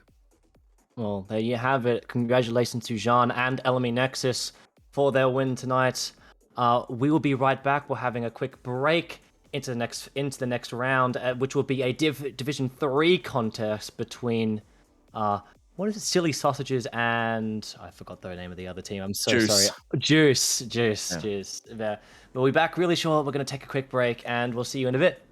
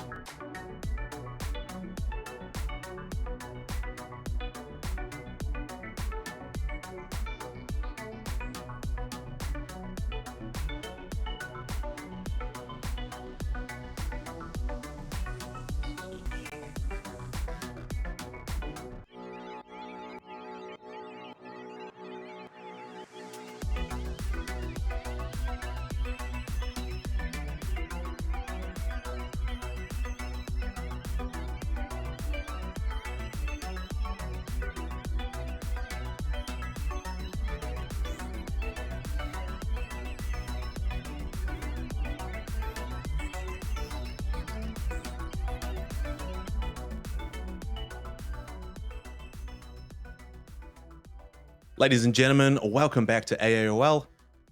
Here we have tonight our second match of the night, and it's going to be a Div 3 matchup between Orange Juice and Silly Sausages. Yeah, we saw some lower SR games, the gold bracket. Now we're moving into the higher one, 3K SR, the diamond here. Silly Sausages and the Orange Juice. Two very formidable teams. Do you want to get into the descriptions? Sure thing. So both teams sitting around that 3K SR mark. We've got, to start us off, Orange Juice over here. ONG is the org, so Orange, and then Juice is the team name, but we'll call them OJ or Orange Juice for tonight. Fire is there for their main tank, with Flex Tape on their off tank as well. Toxic Creates and Sdogga will be their DPS side there, and then Anux and Crab Dentist will be our support line for them tonight. Yeah, definitely interesting to see. We're going to be seeing, they did put their person of interest down as lazy, but of course we're going to be subbing in Flex Tape for that on the Diva Warlord spot. And Sdogga has been on a recent climb from low gold to 3.3 KSR. Damn. Quite the formidable climb, I feel. Yeah, it's really great work from him. And hopefully he can show us how mechanically skilled he is improved in this game today. And well, we're going to get straight into the description of Silly Sausages now, stranger. That's right. So do you want to? Yeah, I'll take it. Yeah, I'll do it. Don't worry. Yeah. So on the tank lineup, we got Milky or Blue Phantom Milk running in the Reinhardt, Ratchet on the off tank, Sneaky Snake and Squirrel lining up on the DPS on Hitscan and Prod respectively, and then Sir Laptop main support player, and then Piplop on the Flex support, but also a main support specialist, with the Mercy being the favorite hero. On the other side, we got Sneaky Snake as the person of interest. They are all university or high school friends, and they've been playing for not very long. It's the first time they're participating in AOL, but some of them have participated before, and it's going to be a very interesting bout as we head straight into Nepal. Yeah, really interesting there that Silly Sausages are a relatively newer team. Juice been playing together for a bit longer and even managed to collectively as a team climb up some SR. So that difference in like working together and that might come to show here. So it'll be interesting to see if Sausages really managed to pull that out, even though they're pretty fresh. Yeah, it's definitely going to be interesting to see how this goes. I mean, we're going to see some high SR play. I mean, we've got the synergy from Orange Juice. I feel just being able to play for that long together has been great to see, and they are going to be running a double shield Symmetra opening up on Shrine. On the other side, we've got more conventional, the standard raw comp. It's going to be interesting, of course, because of that. Getting on that point early, Sausages will want to take that point and really hold down as much as they can, where that double barrier coming up on the other side from Juice will be quite formidable. Yeah, definitely going to be looking to just hold the bridge, or the high ground rather, on the side. And we're going to be seeing a rotation here. Yep. Oh, this is familiar, isn't it, stranger? Is this a replay of earlier on, or what's going on? Yeah, they both rotate on here, but Juice gets to a point really early on. They got Flex Tape holding the line at the front. Sdogga gets Piplop so early on. They're going to have to cycle all the way back around, and there they go. They're rotating again, but another headshot. It's just domes left, right, and center right now as they're going to continue to fight without a Batiste in this fight. Maywall comes out, doesn't get anyone. You have Vanuks getting that Discord on. It's been loads of damage coming through, but it looks like Silly Sausages have been able to regroup here, and they're going to be able to push on, but no, they're backing out. What is going on? These rotates from Juice are absolutely high octane play because they know that Sausages want to close that gap. They have to close that gap if they really want to get that value out of Milk. And right now they're just not being allowed that. And you can see how it's really to a detriment. They have to get in fast here. So they finally managed to get up close. The window committed, but the Dragons in the wall puts them in a bit of a rough spot. A Mentality Field comes up, but it doesn't matter. The damage is done. Toxic doing absolute work on the Tracer to clean up pretty much half the team on their own. And they'll just continue to rake up these points here. Sdogga's also been putting in work early here. I mean, his name's been on the kill feed a couple times already, and it's just looking really strong here. Really good double shield play. Just rotating and doing everything. It's been really great to see. This is interesting that they want to get in close here. Thought they might be interested in keeping that distance, but they have the damage output to sustain through that window. Is really helping them a lot with that, but they got to be careful they don't get pushed on. Yeah, I mean, they're holding this so well right now. You see Blue Phantom Milk now. He's on the Roadhog, and he's going to be flanking around the back, looking for a hook right now. He's waiting for Toxic, but Sdogga just gets taken out. No, he stays alive, and they get rid of Milky. Oh my goodness, Toxic is able to turn him up. Skrill gets Toxic in response now, and the Gravitic Flux comes out. Loads of chaos here. The double shield has been split all over the place, but I actually don't know who's gonna win this. There's more ults coming left, right, and left, right, center here, but you see Orange Juice, just the percentage just keeps going up and up and up. But Silly Sausages don't want to let it go right now. They want to be capping this right now, but the Pulse Bomb comes out, gets Snake. Fix all over the place. The chaos happened, but Milky is gonna bring it home for them in the overtime, and there you go. The cap comes out. Oh, a little bit of coordinated play from them, and they're looking really solid. But they've got a long grind here now. 99%. They cannot afford to give up anything, and they've been really scrappy with their ult management. So they've got nothing while Juice is coming up on a couple. Yeah, it's definitely going to be a rough showing for them. They've invested a lot into that. I mean, they don't really have a tank comp as well. They're running that double off tank. There you go, Spro with the Dragons. Yeah, she really just initiated that really early on there. Double shield, they're just going to be pushing straight forward there. But you see Milky in the back. He's just looking for the hook. Doesn't get anything. Sdogga with the Dragons. Oh, they've lost way too many here. I think that's pretty much going to cost them. Sneaky with the one there to keep it in the Dream. But that Pulse Bomb and that damage coming out from Toxic is huge. They do manage to pick them up. Sneaky keeping the Dream alive with the Cassidy shots, but they got 2 tanks still to deal with. The Noon, but the barriers galore. They still managed to get Stacko out though, which is great timing from it. And Flex now actually having a bit of an uphill battle as most of the team getting back into this fight, making it harder. Somehow Sneaky has kept it going for the whole team, even with those 2 tanks there being super oppressive. I feel like I'm watching a team deathmatch game. It is. I thought the last one was chaos, but we embraced the chaos even in Div 3.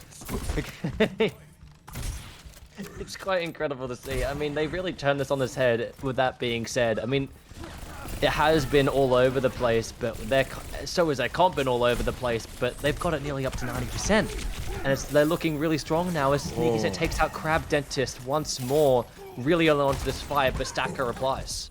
Gets traded, and they before were a huge part of how they managed to hold it off. Laptop with a great boot there, but they lose the Tracer, so both DPS taken out of the fight means they haven't got the output, especially when 2 tanks walking into the face of your supports.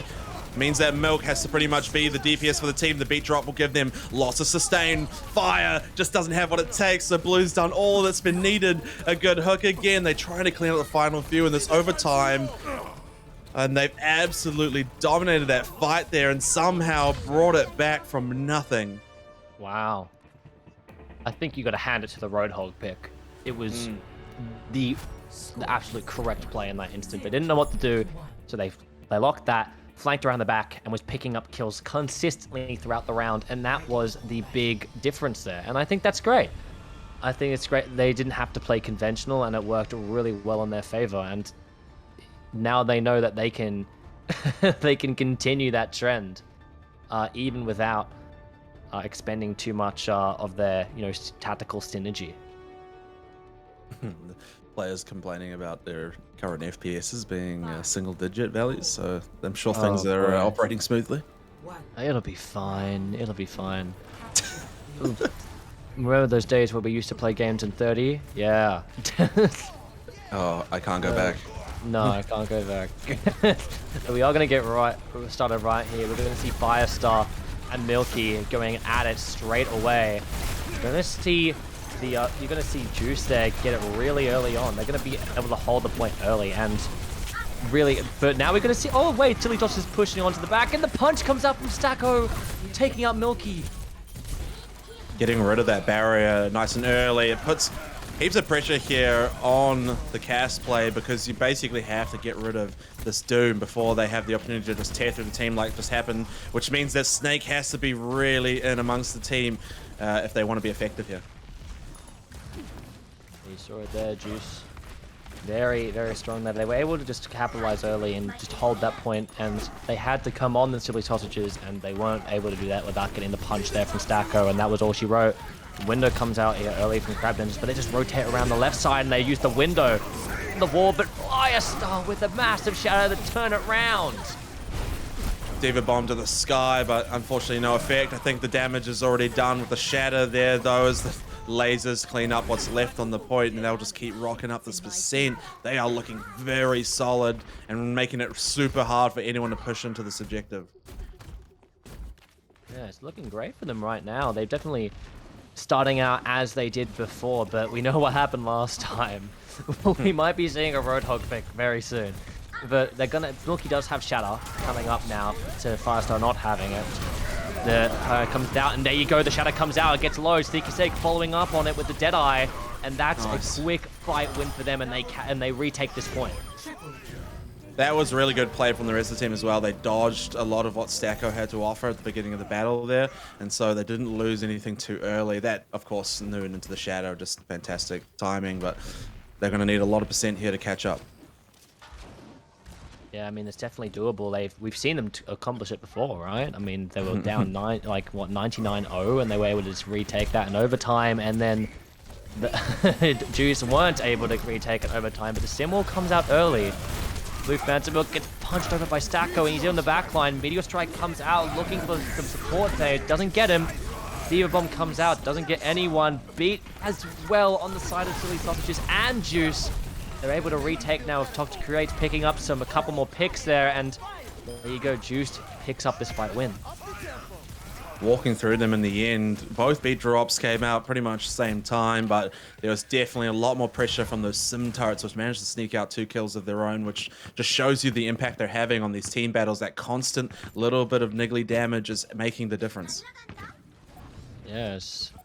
Back and forth turn of events right now, but it's looking really strong from both sides, but I think the more conventional approach has got in the way of ONG Juice, and there you go, the Shadow once more picking up all the case they need. Doesn't look like they're going to get a touch on in time. Flex Tape picks up 3 of the final blows, and that is it, 1-2-1.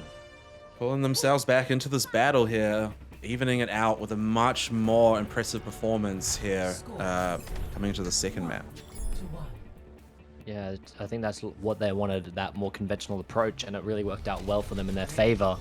And this was going to be, I think, a bit more of the same right now. I think Orange Juice, there you go, they're looking a bit more conventional with the Sim Mace strat. Speed onto the point, do that. They've got Sneaky Snake is running the Cassidy instead, and this has been quite close so far, and I sure hope Milky can keep up with Firestar at the moment. Hasn't been able to on the main tank, but when he swapped up to the Roadhog, it was very much in his favor. Yeah, that extra bit of damage had made quite a bit of difference in the fights, and actually helped them sustain on the objective once they had it. Yeah, they are going to be taking high ground here early, but see, Firestar and the rest of Orange Juice are just already on point, and they're just holding that really well. There you go. They've set up turrets as well, and they're going to be looking for Sneaky Snake to get some value on this Spara. It's going to be hard for Sausages to break in here. Once again, they've got those turrets set up, so That hallway extremely hard for Milk to just get in and around, a bit of a flank potential. But D.Va getting a little bit aggressive there onto the Pharaoh to stop too much. Blast through. Milk really wants to get in this objective, but it's so much output. The May wall comes in to split them, so they go for the charge and actually get taken out from the laser before they can complete it. And that means the rest of the team are a bit open here, and you can see that the other side has realized that, going hyper aggressive to clean up what remained. You know, it was just really well played for them, and even though the damage was coming from all angles, they just responded well and was able to pick up that fight win. And there you go. The barrage coming out really, really quickly again from Seeker Snake. A lot of fire is getting barraged really quickly tonight. On the other side, though, lots of ults happening here for Onshus, and they should use them effectively. And the wall separates Milky, but he's able to live. They break it down quickly when the fire strike.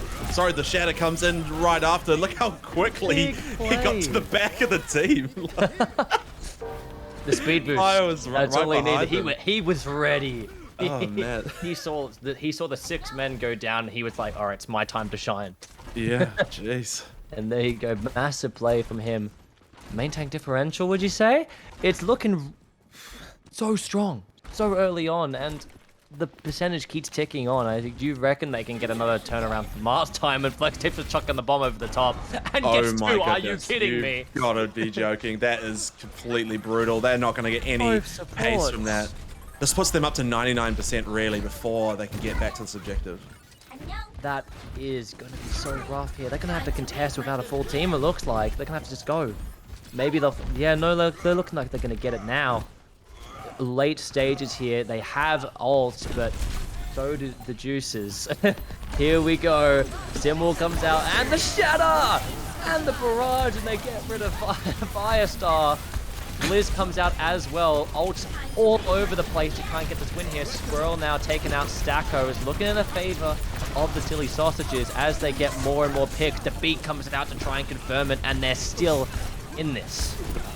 Yeah, that beat will give them a lot of sustain here. I mean, name an ult that didn't get used there. Somehow, pretty much everyone lived through the whole lot of it. That was the most impressive part, when you put 6-7 ults on the field and nobody dies. It's like the craziness of that. But anyway, they managed to get themselves some points back on this board and some really late stagger kills there as well. So that buys them some nice time. You see Crab Dentist just won the 1v1 against Sneaky Snake. And so Snake switches off. Because there you go, the shame. But that being said, they're going to be without a player leading into this next fight, and the TP and the speed was able to get them back really quickly. Crab Dentist in there, and they're going to have to walk into a 5v6. The wall comes out, but the Self-Destruct goes straight into it, but they're able to get a kill. Oh, I thought that surely would have blocked it up. Fire following up with a good shatter, kill of their own as well. They've absolutely crumpled the defensive ult here, but there's still some threat on site. The freeze on the objective, but Sneaky gets caught in the corner, so they get the convert back with overtime, and there's not really anyone nearby to stop this map flipping over. Victory. Wow, I mean, I was thinking there would be a little bit more fight there after that first round, but they were just able to just readjust so quickly and just capitalize on everything here. We get to see a very good shatter here from Firestar now. And I think that was a really good showing from him and the rest of his team.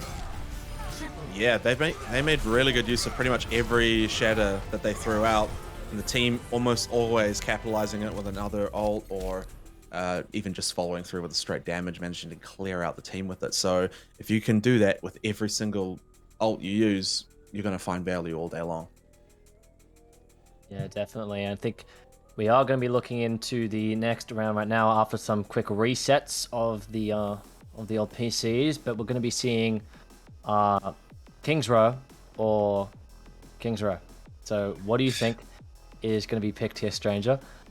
Look, the Eichenwald is just like dangling there, but I don't know. We're seeing a lot of Reinhardt. It's kind of Reinhardt. Yeah. It's kind of strange though. Sausage looked like Milk was way more comfortable on that Roadhog, and so maybe they might stray away from the Ryan so that they have the ability to be a bit more flexible with other tanks and not be forced into that comp. I'm not sure. It's kind of hard to tell right now. I've had some experience playing with Milky, and he's definitely a flex tank player. He can play pretty much the entire roster there at the level that he's currently playing at that diamond level, and that's pretty impressive to do. And I think he's getting a lot of value on that, which is really great to see. And hopefully continue that trend. But I think Firestar has just that advantage on the Reinhardt. Maybe just had that little bit more experience, which is super important in a game like this, especially when that main tank was so important to the victory. Completely. And we might even be seeing, like we were talking about earlier, you know, Juice has been playing together a little longer, so their coordination might be just that little bit better, and so it's helping them win out those team fights in an edge. Yeah, they certainly had the synergy there. I mean, we kind of saw like Firestar, you know, run the show a little bit, like conducting the whole team into the way that, you know, he wanted to play, and it worked really well. We saw Stacko and Stacko and Toxic get some really good kills just back and forth, and able to turn fights just by themselves, even with just the Ryan on field, and that was really great to see. And on the other hand, we had some great DPS play as well, but I just think the tank play was just such a big deal there, and unfortunately Silly Sausages like just missed out, and that's why Juice won that map. You see as well, both teams kind of seeing the value of those Oh tanks. my god, it's a miracle. I'm sorry, Stranger. It is. Well, you know what? Thank goodness, because you know, we've seen enough Kings Row. Yeah. So let's get something a little fresh here. And who knows? The hog with the hook off to the edge of the bridge. I mean, I'm not saying it's gonna happen or anything, but it should probably happen. You know what I'm saying? Yeah, it's gonna be a little bit of fun for both teams, and I think steering away from Kings Row is, you know, great to see. Like, we love Kings Row. I love Kings Row, but after casting it, look, it so could many still happen. times, It could still happen in map 4, and then our dream will die. No. Well, map 4, it'll come. It'll make a return. Kings Row 2, you know.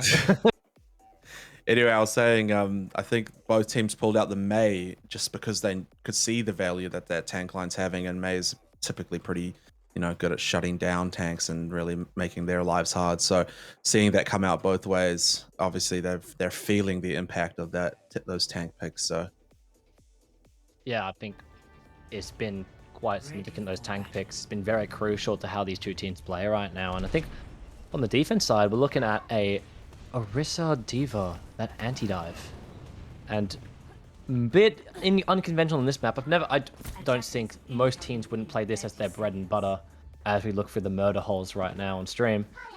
And I'd say I think this is maybe considered the worst tank comp possible. they're not. They don't synergize, these two really at all, do they? just say it as it is. Just outing them. Yeah, sorry guys. Completely outed Juice. Listen, they're a team that synergized before, I think. Like, I think I know? they hopefully they know what they're doing. I mean, they got that, you know, the two DPS that can be pocketed, like the Mercy Ashe and the Mercy Vara, is two very powerful duos. On the other side, they're running something a bit more conventional. So hopefully, if they just pile on top of one of these two like squads, I think they have a good chance of just pushing through. But we might see something tricky happening from Juice. Good positioning here. Piplup was high as well. Oh, they do lose that, so that's a lot of sustain removed. And when Stacko comes up close like this, they're a huge threat. Matrix is doing a lot to keep the sustain there, but they have to be careful they don't get corridored here, because they're going to get trapped up if they're not careful. Ouch. Yeah, they have to push back now. It's so unfortunate. Losing Piplup that early was just so bad. For their push, they just had to stood there and they didn't know what to do, so they just had to get out, and that's like a minute off the clock. They need to evolve their Piplup. Wow. They really needed them Polygon right now. That would help them out. They need a steel typing for the defensive value, you know what I'm saying? Luckily, oops, wrong game. Yeah, wait. What? This isn't Brilliant Diamond. But they're going to be moving in there right now, but Stacko with the barrage picking up both supports, and that's going to be the end of their push. There's no way they can push in here. Squirrel and Sneaky Sek are so low, and there you go. 3 down, they have to back up. They keep just going in and then losing 1 or 2, maybe sometimes 3, and it just trickles from there, and that's their whole push ruined instantly. And the timer, as you can see, has been burnt away nicely because of this. And in this whole endeavor, Juice has not really had to invest a whole lot of ults. Look, they've still got plenty in hand and coming online shortly. Yeah, they only need to invest Barrage there, and I can see right now Crab Dentist is like in his ult here for the window. He's waiting, and there it is. He's just going to be getting the Holt in there, pushing them back here. The High Noon comes out, but doesn't get anyone, as they're going to have to use the Immortality to keep everyone up. And there you go, the kills start racking in as soon as it goes down. Load of damage here from Sdogga and on this Pharmacy. Just so hard to deal with. Ow, the focus fire coming out from Juice right here is actually scary. Sdogga. Okay. Well, they definitely know what they're doing. I think they've played this comp a couple times. They kind of understand what they're doing. I think these two tanks are just synergizing really well. I think, despite what you said, Stranger. Yeah, I know nothing. They found a way to make it work. So completely. I'll never ever talk about tank comp ever again. You a tank player, Stranger? No, support, luckily. Oh, might be a bit out of your depth. Yeah, clearly. But we are gonna see Silly Squatch just walk onto point directly once more. That they have to use beat and Immo to keep them up there. Squirrel takes care of Sdogga. Finally getting some ground here. Firestark is taken up from the Dragon. Bomb comes out, no value whatsoever.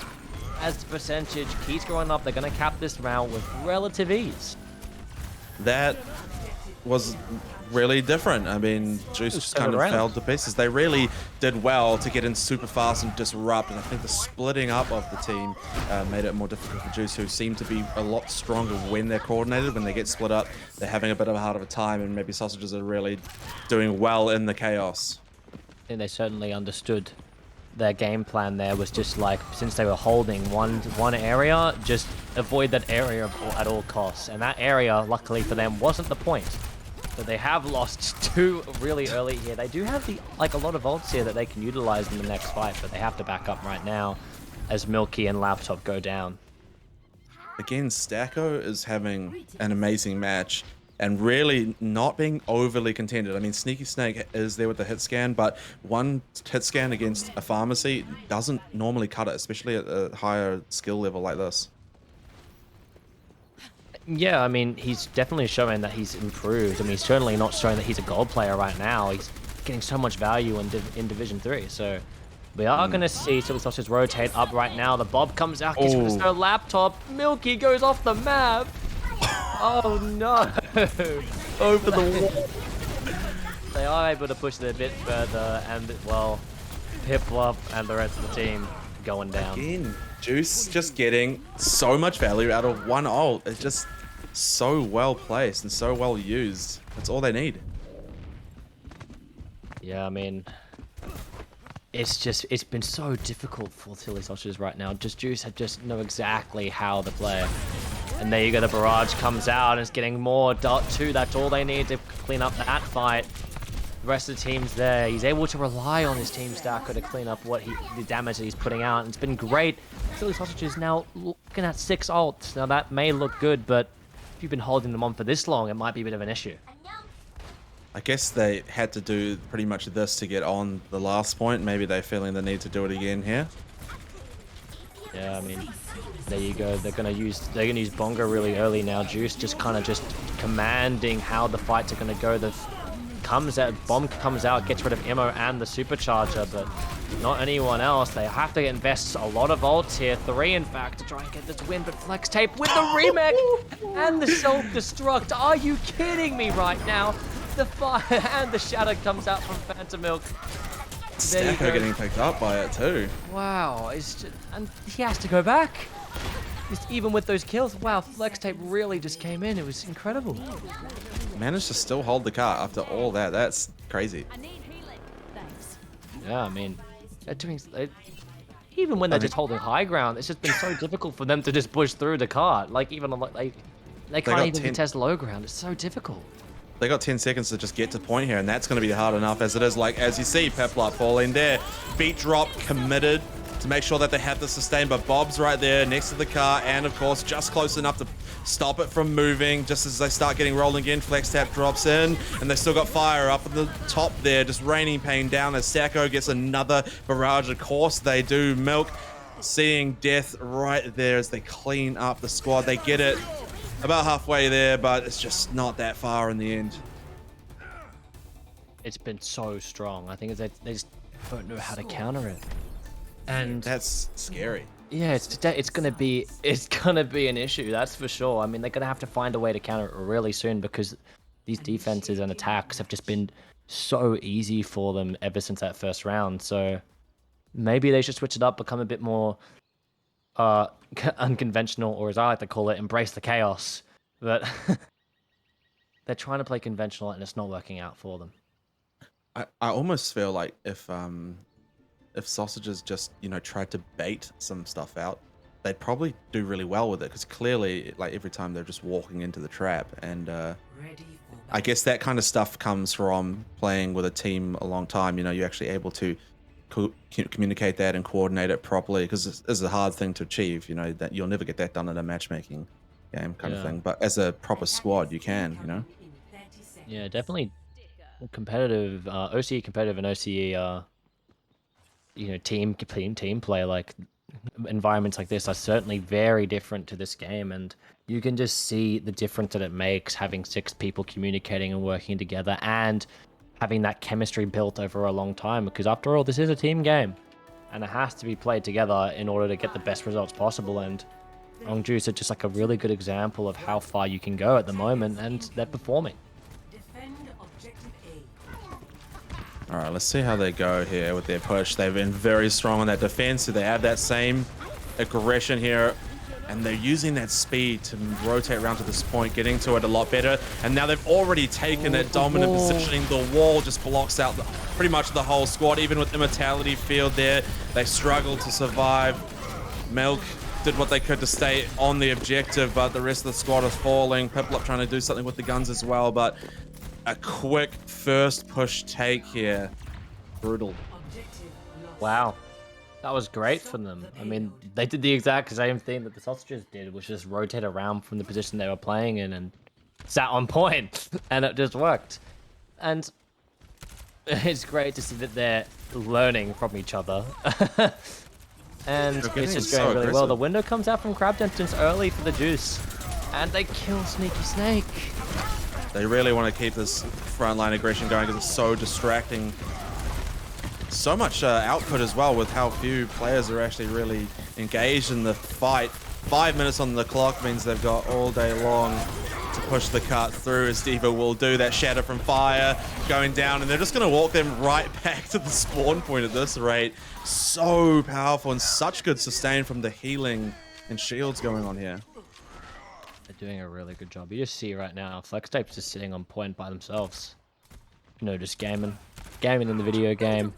Well, as Crab Tenters goes down, they keep moving this point. Blizzard comes out here from Stacko. They're going to be fighting this small room, and at the wall, they're able to get both tanks, but going to ignore it because they're down a couple. Sneaky Snake gets the kill on Anux with the bob, and they finally get some separation here. Nice, they managed to actually get some momentum going before this cart will make it too. So they do have 4 minutes to hold it a few meters away from point, which is going to be super hard. They can't really afford to get team wiped here in order to try and win the round. But if they can pick up Flex Tape, they'll earn themselves some good time here. Yeah, I mean, there it is. They've done a really good job at holding it now, but might be a bit late now. They have 4 minutes and all those ults they can build up. It's just going to be such a difficult task for them.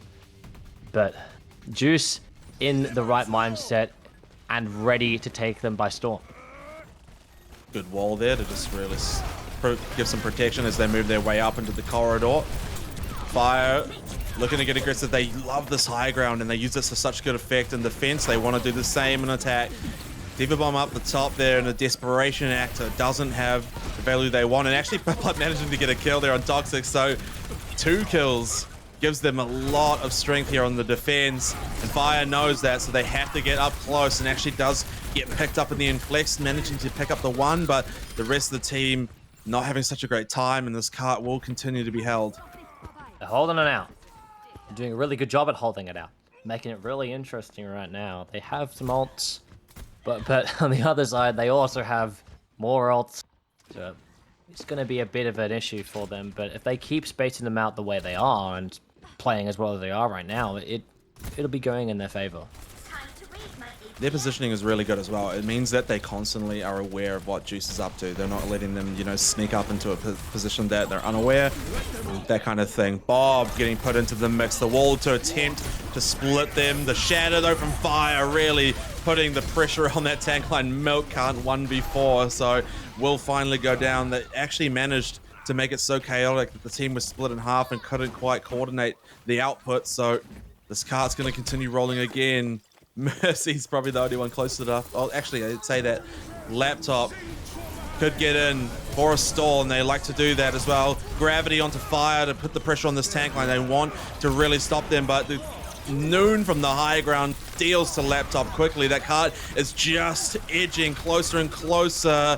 We see Tracer on doing what they can to stall away, but their health won't last very long. That tiny pool of it, especially with 5 people all focusing down on you. 0.8, there's Mercy, just barely tried to stop it, but Juice, they definitely had that in the bag. Doors finally came crashing down as they do pick up that win quite easily there. We get to see another Fire play. Seen a couple of these tonight of Sdogga getting a big barrage here on the right side. I mean, or just getting some final blows. And that's pretty simple. Yeah, the environmental by accident. Yeah, there he is. Confused, but he gets the credit. So who's complaining? Man, that initial defensive hold though pretty much sealed that map in the end. That was an amazing hold. I mean, their first point. I was even surprised that they gave away the first point. That was just, I mean, 6 ults is what it took to break through that. So it's a super difficult ride for them right now. Route 66 quickly is the map that's been chosen here. Hopefully going to change it around here. I mean, do you reckon that the Silly Sausages are going to be sticking to this Reinhardt and this double shield that they've stuck to this whole time? I don't know. It's like you were saying, Milk is quite versatile in that tank role. And I wonder if maybe they're not using that versatility enough by just, you know, sticking that Reinhardt the whole time. Especially with the Pharaoh, which is like flying around and making life really difficult, so. Yeah, I mean, they should probably, you know, hook that up with maybe an Echo or just some hit scan just to try and get as much max damage, burst damage onto that flying target as best they can, because it's being a real issue. And I think when it comes out of the equation, they have a much better chance of winning. Especially when, you know, they can let their tanks really play. As we saw in the first map, they were doing really well at just playing their game. Didn't really matter what the comps were going. And if you could let Milky play and, you know, do exactly what he wants, flank and have fun, essentially, they were doing really well. And when it came to not doing that, it's been a bit more challenging for them. But I'm eager to see what they can come up with on Route 66. Exactly. I mean, I guess Sausages again picking this map, so they hopefully that means they have something in mind. I mean, 2-map pool is not exactly the most versatile, but at least it does give you that option. So you hope that means that they have something planned at least, or, you know, they feel more comfortable there. You have 2 pretty different escort maps. You have, of course, the higher grounds of Jib, the more open space of Route 66. So 2 separate ways you can play. You can probably play a brawl on Route 66, maybe not so much on Gibraltar. It kind of needs that mobility, that vertical mobility rather, in order to play. But I think they've gone with Route 66 for a reason, and that's because they want to be able to take that space and utilize it really effectively and let a comp that, you know, we might not expect. That's true. There's a lot of pressure here on Sausages, of course. They can't really afford to slip up now, so that always weighs down on a team, and that either, you know, lifts your team up like we saw just before, or it could kill the spirits as well equally. So let's hope that they are feeling, you know, that this is their chance to show up and really make a dent in this match. Yeah, we saw before, we had a really strong showing from Nexus in the first 2 maps, and we saw Lyra come back in the next two, so we might be seeing something similar here. They had two very strong showings in that as well. So hopefully, just for the sake of the entertainment factor, we might be seeing a repeat. But I think Juice want to wrap it up right now, and on this defense, they're going to be running a double bubble defense. Pretty standard stuff. Like we've seen the effectiveness of that earlier on tonight, even, and how hard it makes, you know, getting them off that high ground. Yeah, it's going to be difficult. I mean, they have the advantage. They know what their plan is. I mean, they know most likely going to be a dive here. Most people run a dive here, but on the other side, Silly Sausages don't know what they're going to be running into, and that might play into the adaptability that they need. They have locked, instead of the Brig from their laptop, they've locked onto the Zen. That might be a big play here.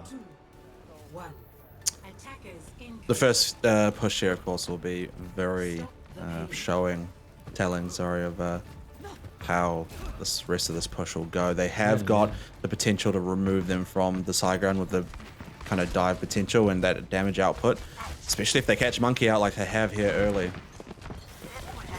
Yeah, they've recognized what they need to do here to put this for the Discord onto the Winston Firestar really early on, and he has to back out.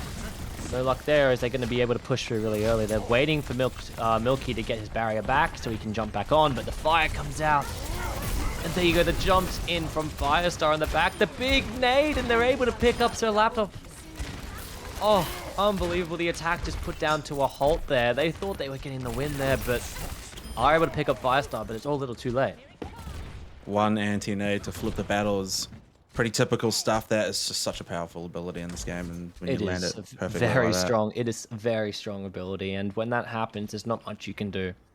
The better teams, the more teams that have synergy or chemistry, are going to be able to pounce on that and really punish people that do get hit by that nade. And we saw it right then. It happened really well there. It was Toxic Create getting in their nano boost now onto Firestar. Oh, early as well, and they managed to capitalize well with it, getting a lot of output going. That is just such a burst of damage that I don't think they were quite ready for. Yeah, it's a bit difficult for them at the moment.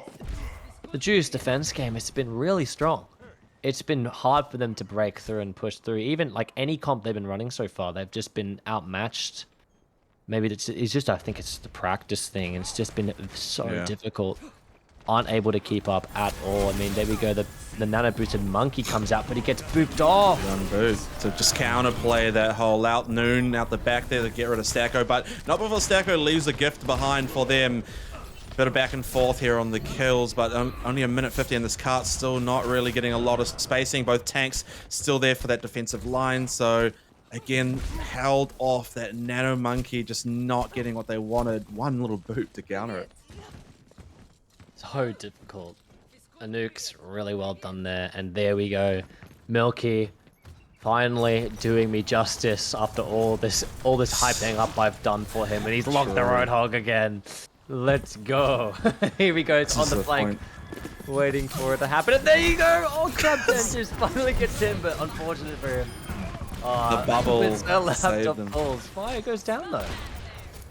They're not done yet with that hog, still going off that backside, and it's causing actually a bit of disrupt.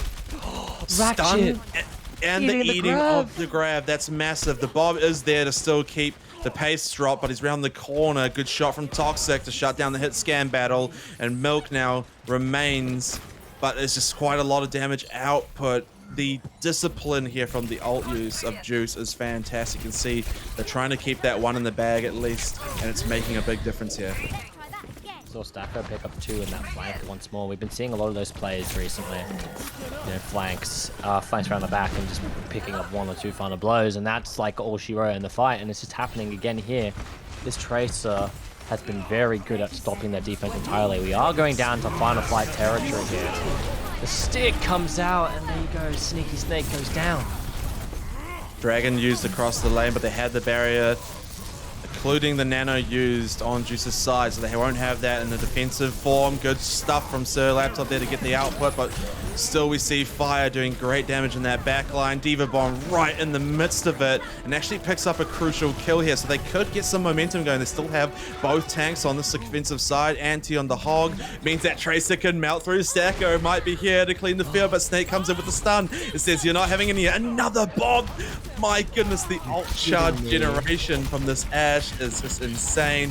Ratchet with the anti on them can't do much, and even through what looked like a winning fight, Juicer just come back with a vengeance and held them off really early. That is going to be hard to beat. I think the entire team has just been playing amazing so far. We got an Eat Grab there, and everything's going to plan right now for Orange Juice. Yes, there was a couple of hiccups with an Eat and Grab, but there's not a lot you can do now as it's going all in your favor. Now it's time to push it that little bit more, get the 3-0, and go to bed. Yeah, I think that they're obviously very hungry for this victory, and now they've set themselves up for a spot where you just cannot afford to slip up at all. You need to have a pretty much matching performance, and what we're seeing, I just don't think they're quite there, so we might see another quick victory here from Juice.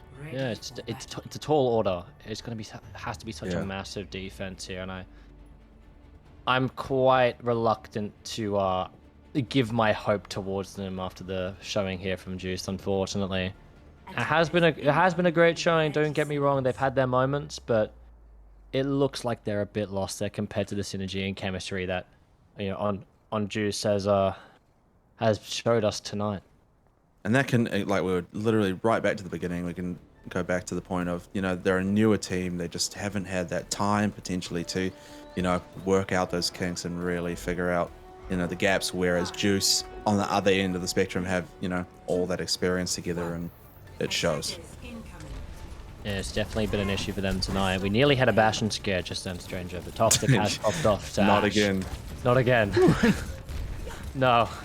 But yeah, they're scoping out the presence here. Milky's playing Reinhardt on the low ground by himself. That might be a bit of an issue as Firestar goes up there. He's been so good at conducting this whole orchestrated attack every single time for his team tonight.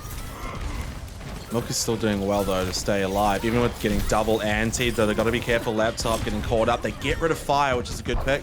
Flex managing to make a dent on the fight as well. If they get rid of that Tracer, they might be able to do something, but it looked like the damage might be done here as they've just found pick after pick. It's the cleanup crew here. Stacko has gone absolute sicko mode there at the end. Goes for the sit down at the end of the cart to clean up the map. Oh man, the DPS play there was fantastic, and definitely well-earned victory here for Juice. They shined.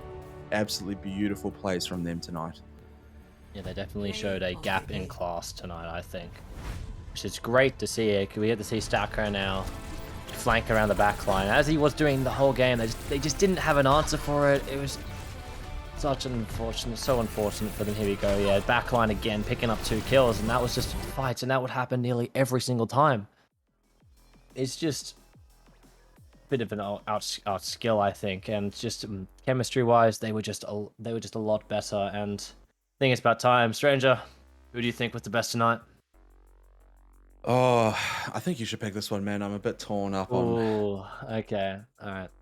Well, I've got two. We can decide together. I think in either Firestar, the main tank, or Stacko.